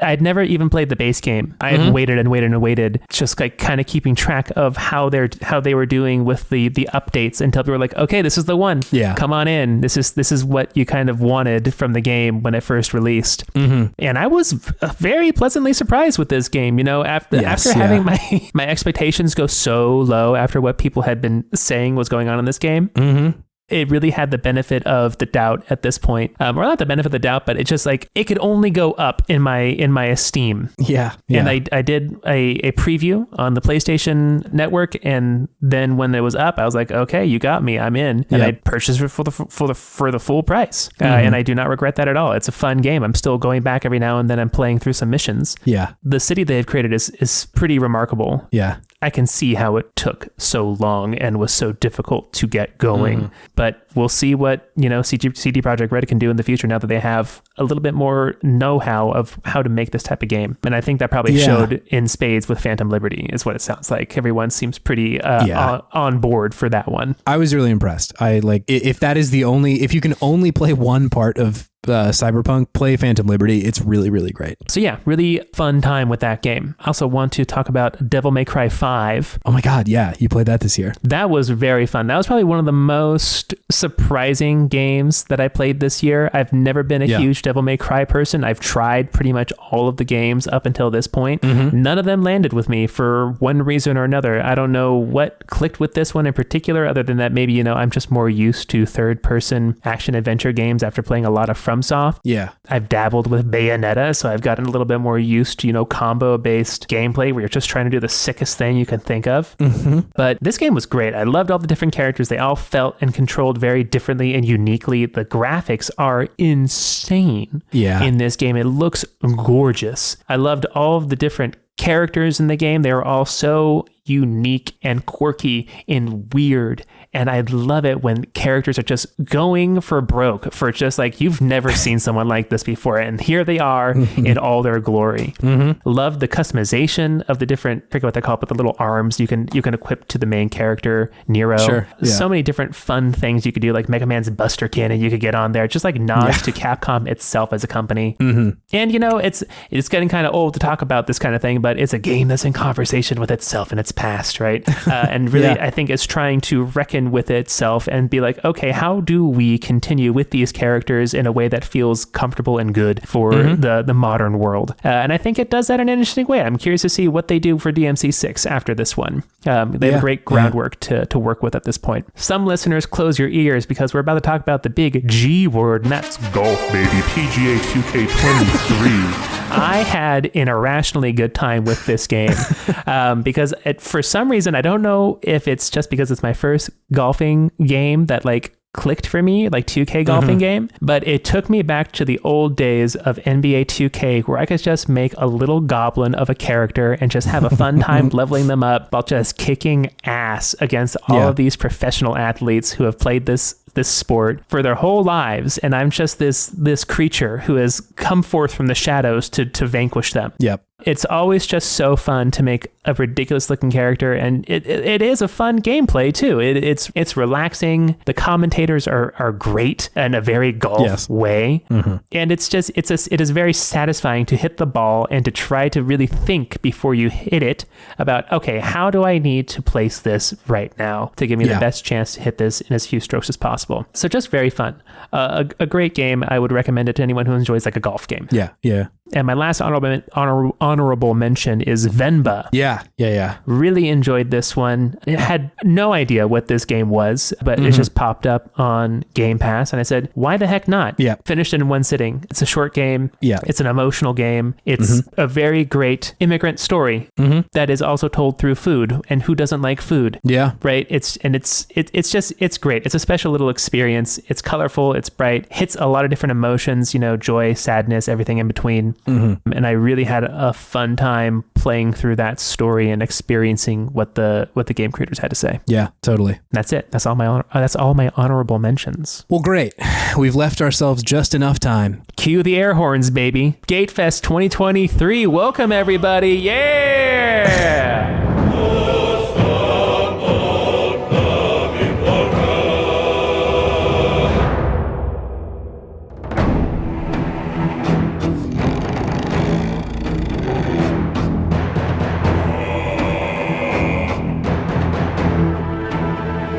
I can't believe it actually turned out to be GateFest. We've been making this joke for the entirety of our podcast. Little did you know that this was just the GateFest episode. Yeah, this is it. This is GateFest. This is GateFest. Just looking at the list of games here that I have that I'm just like, no, Baldur's Gate is better. Baldur's Gate just is a little bit better, at least for me. I had more fun with it. Man, this game is special. It's crazy, man. I can't believe that this is as good as it is. Where to start with this one? God, there's so much good about it. I think at the very base, it's just like, it is a technical achievement first and foremost. Yeah, that they're able to do this specifically. The scope and the depth of the game. It is not a game, like, not to diss on Octopath, but it is wide and deep. Octopath just goes for breadth, right? This gives you the whole thing. It feels like this lived world that you can interact with, and just the areas that you can explore are so vast and varied and expansive and interesting. There's always something to explore. Just amazing that they were able to create this thing, and it runs on modern hardware. Anything. Yeah. Yeah, it's not just a whisper or a dream that somebody had. Like, I can install it on my computer and it runs there. And like looks good too. Yeah. Damn impressive. It's wild. I feel like for games like this, as far as scope goes, you usually don't get this kind of game for that, you know, like the games that get this amount of attention and this amount of like just sheer effort put into them. It's like, you know, GTA 6, like, is that the only other thing I can think of that's like been in development for 10 years and will probably have like, it feels like this took 10 years to build, you know? Was it really 10 years for this game? Not this one. I'm thinking more of GTA 6. Oh, okay. But, you know, at the very least since Divinity 2, they've been, that was what, 2017? Really, I think so. Yeah. Yeah. Which is a long time for sure. And like this one came out, I think the early access was in 2020, if I remember correctly. Okay. But you feel it. It's so shocking that this is the kind of game that got that amount of attention or that amount of effort, which is cool. I think like what AAA has meant for a long time has represented a pretty specific thing. Yeah. And so it's cool to see like, but this one's like about fantasy and dragons and D&D. You can kiss people. And like, there's no guns. There's no guns, you know, like it's, and like, you know, not to dunk on like every Call of Duty, but it just like you can feel the amount of care and effort that went into this. If you want, you can talk through a situation. Yeah. Like I feel like it just represents a different kind of video game. And you see that in smaller scope and smaller scale games for sure. But like it is rare to see it done to this scale and this well. Like, there's a lot of times you can see a CRPG like this come out and it's really great, but it's not as high quality as this one. Like it's just obscene the amount of like options that this game presents to you at every turn. I'm like, I'm the smartest boy for solving this game like this.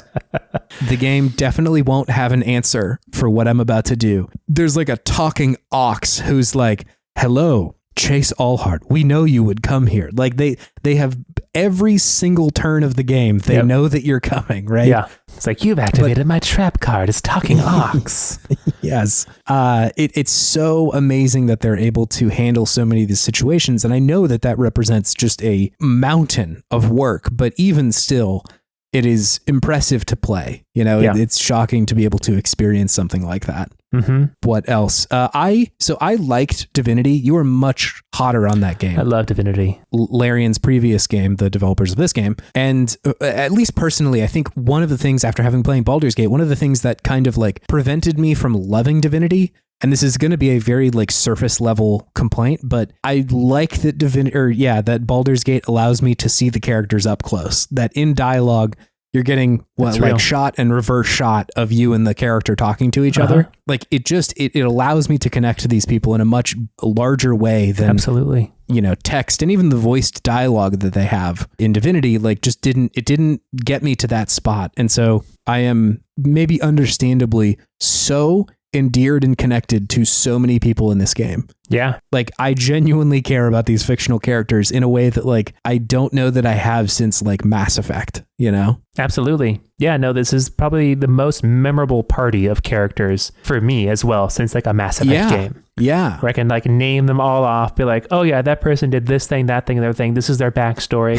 this is like what they're good at. Yeah. I can tell you what their like deepest fears are and shit, you know? Exactly. Shadowheart doesn't like wolves, man. Doesn't like them. Understandably. And I can tell you why, you know? Yeah. It's wild. And that stuff is told to you in a way that is so well done.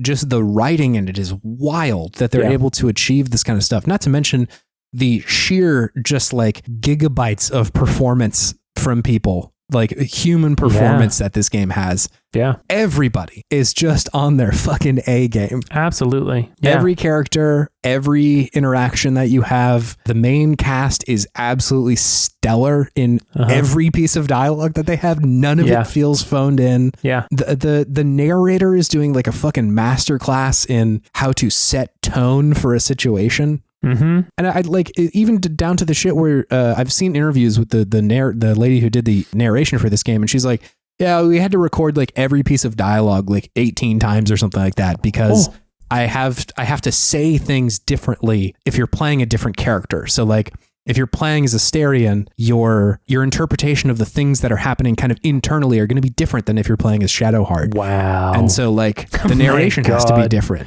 That's insane that you're able to do that in a video game. That's an insane level of detail. That's what I'm saying. And there's just like, it just goes to show like a dedication to this craft that like the people who are making this are like, this is the thing we want to do. And we're going to make it just like so good. Exactly. Yeah, because it's not just a dedication to game craft, it's a dedication to story craft as well. Yeah. An immense dedication to story craft. Yeah, and like it's just there's so many things in the story that I could point to of like this moment was effective or this moment was effective, but like it's all amazing. It's all really good. Yeah. And not to like I think we've sort of been pointing or like gesturing at this, but it's incredible that then plays off of the mechanics that you are able to have these wild story moments and then have that mean something mechanically, you know, whether or not that is, you know, somebody is in your party or out of your party or thinks of somebody differently, or there is a change in the world that you have made now. And it's just so wild that is a thing that they're able to do. And then on top of that all, it's fucking D&D, man. We're rolling dice in there. That's sick as hell. Chase is here for the dice. I like genuinely the visualization of the dice rolling was something that I was immediately like, I'm in on this game. Yeah. This is immediately so amazing. Yeah. It feels good. It feels really good. And I like they've finished the Ouroboros of games being influenced by D&D, then making video games and then deviating from that to make games that don't feel like D&D, back to now making a Dungeons and Dragons video game and making it feel much more like D&D. Yeah. That the dice rolls are something physical, because like when you're playing D&D, that is a fun part of the game. Just physically rolling the dice is a fun part of the game. Absolutely. Here they have integrated it in such a cool way. The effects that happen when you roll your dice, the sounds that happen, it's all amazing. And then again, to have that loop back into, okay, I rolled a 1. What happens? Yeah. What's going to happen now? They should let me shake my dual sense to do the dice. Oh my God. Yeah. Honestly, I wouldn't be surprised if they put that in there eventually. Who knows? We'll see. Totally shocking. I cannot believe this game. It's so much fun. Somehow they've made D&D combat amazing. Like D&D combat's fun. Yeah. But like they just make it so good in this game. It does feel very slick. Confusing at first, unless you've played Dungeons and Dragons, but yes, yeah. Once you get the hold of it, understand what's going on, you're like, okay, I get this. This isn't that bad. Yes, yeah, and oh my God, yeah, just it's so much fun. It's so good. I had a tough time with Divinity's combat, mostly just because I felt I was always on fire. And yeah, there's always some sort of status effect on the ground that you're on. Some of that happens sometimes, but this game is much more sparse with the amount of just like wild shit happening. Oil, fire, water, electricity. Yes, it's all there. But you typically do have some kind of recourse, you know, like some way to stop the status effect, or you can move out of the way or not be there anymore in some way. Yeah. But just really good. It's so good. The game is so good. It just gives you so many options. Yeah. In combat, in the overworld, in everything that you do in the game, you can do so many different things, and it also is dependent on what character you are or who you decide to play as. It's just there's just so many different avenues to explore, and it really makes it feel like you're an adventurer. Yes. That you are experiencing this world with your character specific traits and attributes and abilities, and everything kind of revolves around that and how you choose to, you know, present yourself to folks and interact with folks. It's just so considered and thoughtful and masterfully crafted, and it's a joy. It really is just simply a joy. You can lose hours in it without even blinking an eye. And like doing almost nothing. There's so many times I sat down to play Baldur's Gate and I talked to like 3 people for like an hour. Yeah. And like sold some stuff, went out and I was like, done and dusted. Amazing session of Baldur's Gate 3. Absolutely. There's been like an hour straight where Mallory and I are just like messing with our inventory. And that's it. Yeah. We're like buying stuff, we're selling things, we're equipping things, we're making decisions on like what equipment to have equipped at any given time. It just takes a while to manage things. And in a good way, right? Yeah. Because I think the game has offered you the stakes of everything and you're like, I don't want to lose a fight, or I want to make sure that I can convince someone to do what I want them to do because like I want this outcome, right? I want to be able to affect the world. And the more you consider your inventory and sell stuff and get better equipment or anything like that, the more likely you are to be able to have that effect that you want. Mm-hmm. It's so good. They've managed to just make that loop so satisfying. Yeah, just I think that they have endeared me to this place and these people so much in a way that I was not expecting to. I am obsessed with my compatriots and I want so much for them. I love all my friends. For them. Yeah. And I think again, kind of similar to what we were saying with Zelda, I think that the story is really well done. That there is very little cynicism or snark in this game. Yeah. That like people can be snarky to your character and that's great, right? Like that's very fun. But I feel like the game at no point is winking at you about like, aren't video games shitty? It's like, no, video games rock. D&D is amazing. Yeah. We are unabashedly going to enjoy this stuff. It's not N64 era rare, you know? Yeah. I do like that stuff, but yes, it is. There's a pessimism to it that does kind of wear on you the more you play it. Mm-hmm. It's great. I really like it. I love the stories that they tell. I love the overall kind of arc of the game. Feels very like both classic, the kind of fantasy that it's presenting, but also incredibly new and considered and modern in a lot of ways, right? Like this is a very swords and sorcery tale that we're being told. Absolutely. But I think the approach, the kinds of characters that are presented, the stories that they give them, the people who they present that are sympathetic or not sympathetic and why those people are sympathetic or not sympathetic, incredibly effective and feels very of this moment in a good way, right? Mm-hmm.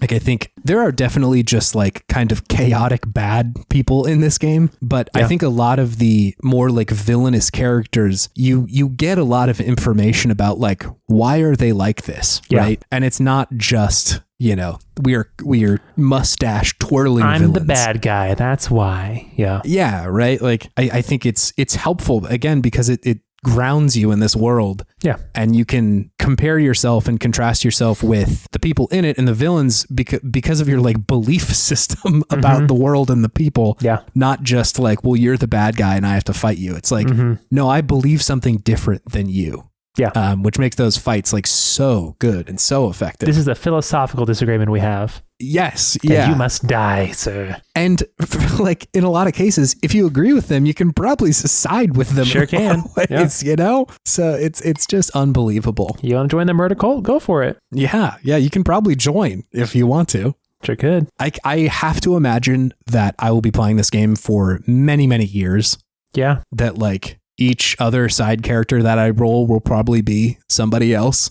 Mm-hmm. I have not played multiplayer and I would like to do that at some point because I hear it's incredible. So yeah, I don't know. We could probably do a whole episode just on Baldur's Gate 3. Absolutely. Yeah. And maybe we will, but I think it's an incredible game. It's literally one of the best games I've ever played, if not, you know, top 5, top 3. It's got to be up there right now. I don't know what else is, you know? It's incredible. It's an achievement in role-playing games. I liked CRPGs for sure, but I have never played one this good before. It really is pushing the genre forward like 2 or 3 steps. It feels like, and is showing what the genre can be if you really put a lot of resources into it, which is something exceptionally special. I would be surprised if a lot of companies decided to try to go this route because it just seems so head and shoulders above the competition right now that man, you're going to be grasping at straws for a while trying to match it. But we'll see. Maybe people see the success and go for it. But I'm here for it. I mean, this game was wildly successful, you know, and I know that Larian specifically, they've done interviews where they were like, holy shit, I did not expect it to blow up this much, you know? And I love that. That's great. Yeah. But I have to imagine that there are companies out there being like, we should also do this. And there will definitely be companies that do not learn the correct lesson of this, you know? But I think this game is also setting like a high watermark. I am totally okay. We mentioned this on the episode. I would be totally thrilled with a game that focuses on like one of the parts that this game is, you know, exceptional at, right? Yeah. That the scope of this game, I love that it is this long and this, you know, deep, but I don't need it to be that. Like this game could be just as enjoyable over the course of 10 hours, you know? I think it just gives you more time to be endeared to the cast and the places and everything. But what does a smaller scope Baldur's Gate look like? What does a game that's only trying to be 10 hours rather than 100 look like? Absolutely. Still probably good. I'm excited for those answers, right? Like I really am hopeful that this will inspire enough people that either loved this game to check out Divinity or, you know, Wasteland or any of these other like CRPGs that are like very good as well. That I can't say that they're as good as Baldur's Gate, but to inspire them to check it out, and then for, you know, there to be more resources put behind this kind of stuff, or to have somebody's indie game that they've been building for a couple of years suddenly be like, hey, do you want to get published by this company? Because we see that there's a market for this, or we see that there's enough interest in these kinds of games. Because like, you know, it's not just specifically Larian that is doing it. They're just doing it at such a wild scale that I think everybody saw it. It's undeniable how good this shit is. Absolutely. Yeah. That I hope we see a lot more other stuff like this. I suspect we will, at least in some way, shape, or form. EA wants to get in on this for sure. I'm sure they do. And, you know, maybe if they are able to pull a Mass Effect off and do something amazing, maybe they can. Yeah. But I would be pretty surprised, and it's possible, right? But I would be pretty surprised if this was the only great CRPG that we see come out this decade, you know? Yeah. Unless we get Divinity Original Sin 3, baby. We might. I'm excited for that one too. We'll see. We'll see. Yeah. And yeah, it could happen, right? Like this could be the only one we get, because like Chrono Trigger exists and nobody ever fucking topped Chrono Trigger in that kind of like specific genre that they're going after, right? Or nobody's been able to recreate the magic of Breath of the Wild or Tears of the Kingdom. It's true. But Elden Ring gets close. Elden Ring gets close. Very similar. Hopefully we'll see stuff like that where suddenly FromSoft or somebody is like, hey, we made a CRPG as well. Ooh, a FromSoft CRPG? Oh my God. I'm not ready for the pain, baby. I'm not ready for the pain. Yeah. My goodness. Yeah. A wonderful game. I suspect that this will probably not be a hot take, that this will probably be a lot of people's game of the year, but it is undeniable to me. Like I was looking at my list and I was like, man, wouldn't it be cool if this wasn't my game of the year? Like if I wasn't one of the like 1 million people who's going to say that this is their top one, but I didn't have any other choice. It's undeniable for me. The absolute demands it. Yeah, the absolute does demand it, dude. I rolled a nat 20 on trying to figure out what my game of the year was, and it's still this. I had no choice. Yeah. And not that that's like, you know, going to cut across the board for every player, but for me and my experience and the things that I enjoy about video games, this is it. This is it for sure. Wow. Did you ever think that when we made the joke of Gape Fest back or way long ago, that this game would be this good when it came out? No, absolutely not. I sort of had a feeling that like maybe they'll do something really cool, you know, because like Divinity was amazing. I had faith that it was going to be a good game. I did not think it was going to be like, oh my God, this good. Yeah, neither did I. I did not think it was going to blow my socks off this much, but here we are. Truly, truly incredible. Couldn't have known that when we were making those jokes that long ago that this is how it culminates. Spoke it into existence. I can't wait to play Chet the Rat game of the year 2025. Miyazaki's cooking over there. He's cooking it up. He's building something. He's been lingering on Chet the Rat for a long time. Chet the Rat is definitely an outer god. Yeah, something. He's the character that ties every FromSoft game together somehow. His stank is just penetrating all the FromSoft universe, just making things awful. Well, hey, if you've made it to this part of the podcast, thank you for listening to, I don't know, 3 hours of this at this point. Yeah, really, really appreciate you being here. As we said at the top of this episode, Game of the Year is a very special moment for us, just as a sort of a pod anniversary, as it were.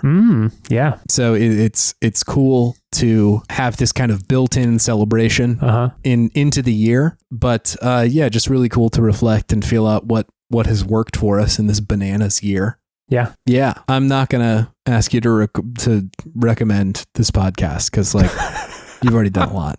We don't need to do the whole fucking rigmarole. Yeah, we're good. Thank you so much. Thank you so much. Is this podcast 4 years old now? Are we going to kindergarten? It was 2019. It was late 2019, wasn't it? Yeah, we started at the end of 2019. Good God, it doesn't feel like that long. I don't know about that, man. I don't know about all that.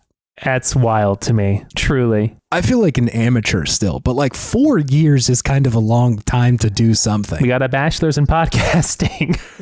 Yeah, dude, this is my BS in podcasting. Oh my God. Yeah, emphasis on BS. Beyond BS, yeah. I don't know if I need to be that guy. But thank you so much for checking us out, for hanging in there. And if you're new here, thanks for making it here somehow. Yeah, thank you. But I'm excited for the next year. This was a cool one. Love making this pod. Love making it with my friend. Likewise. David, if that wasn't clear. Yeah, me. I wasn't saying the one episode where we had AJ and Kim on, and I was like, the rest of them fucking sucked. AJ and Kim, Noah and Tori, they cool. They cool. For sure. Fuck that other guy. David episodes, a little stinky.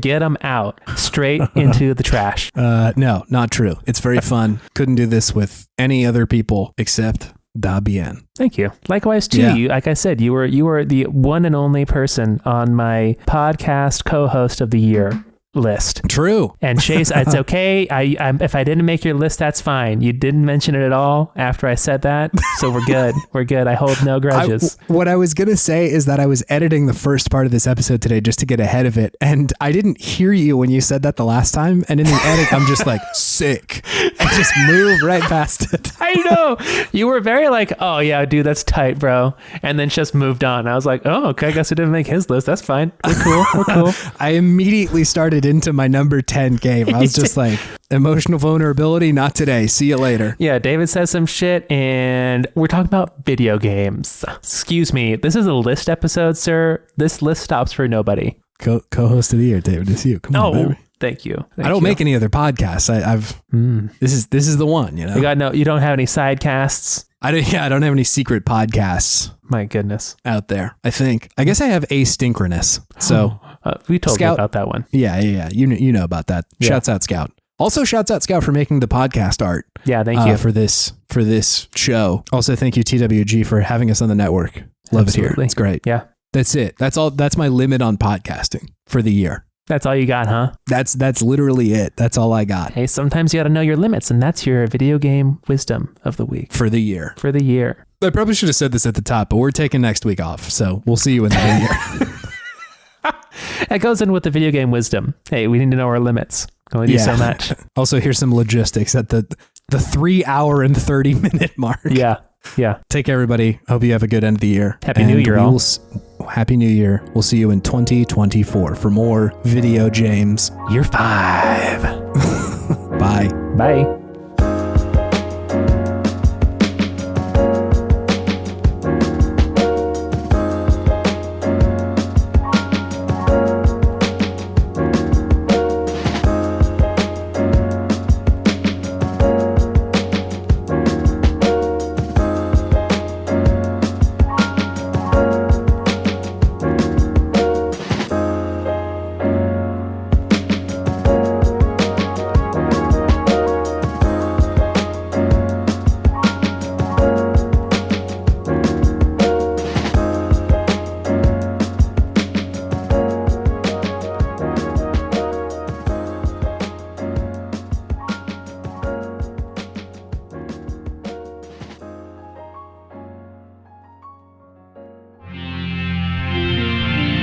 TWG, the worst garbage, online.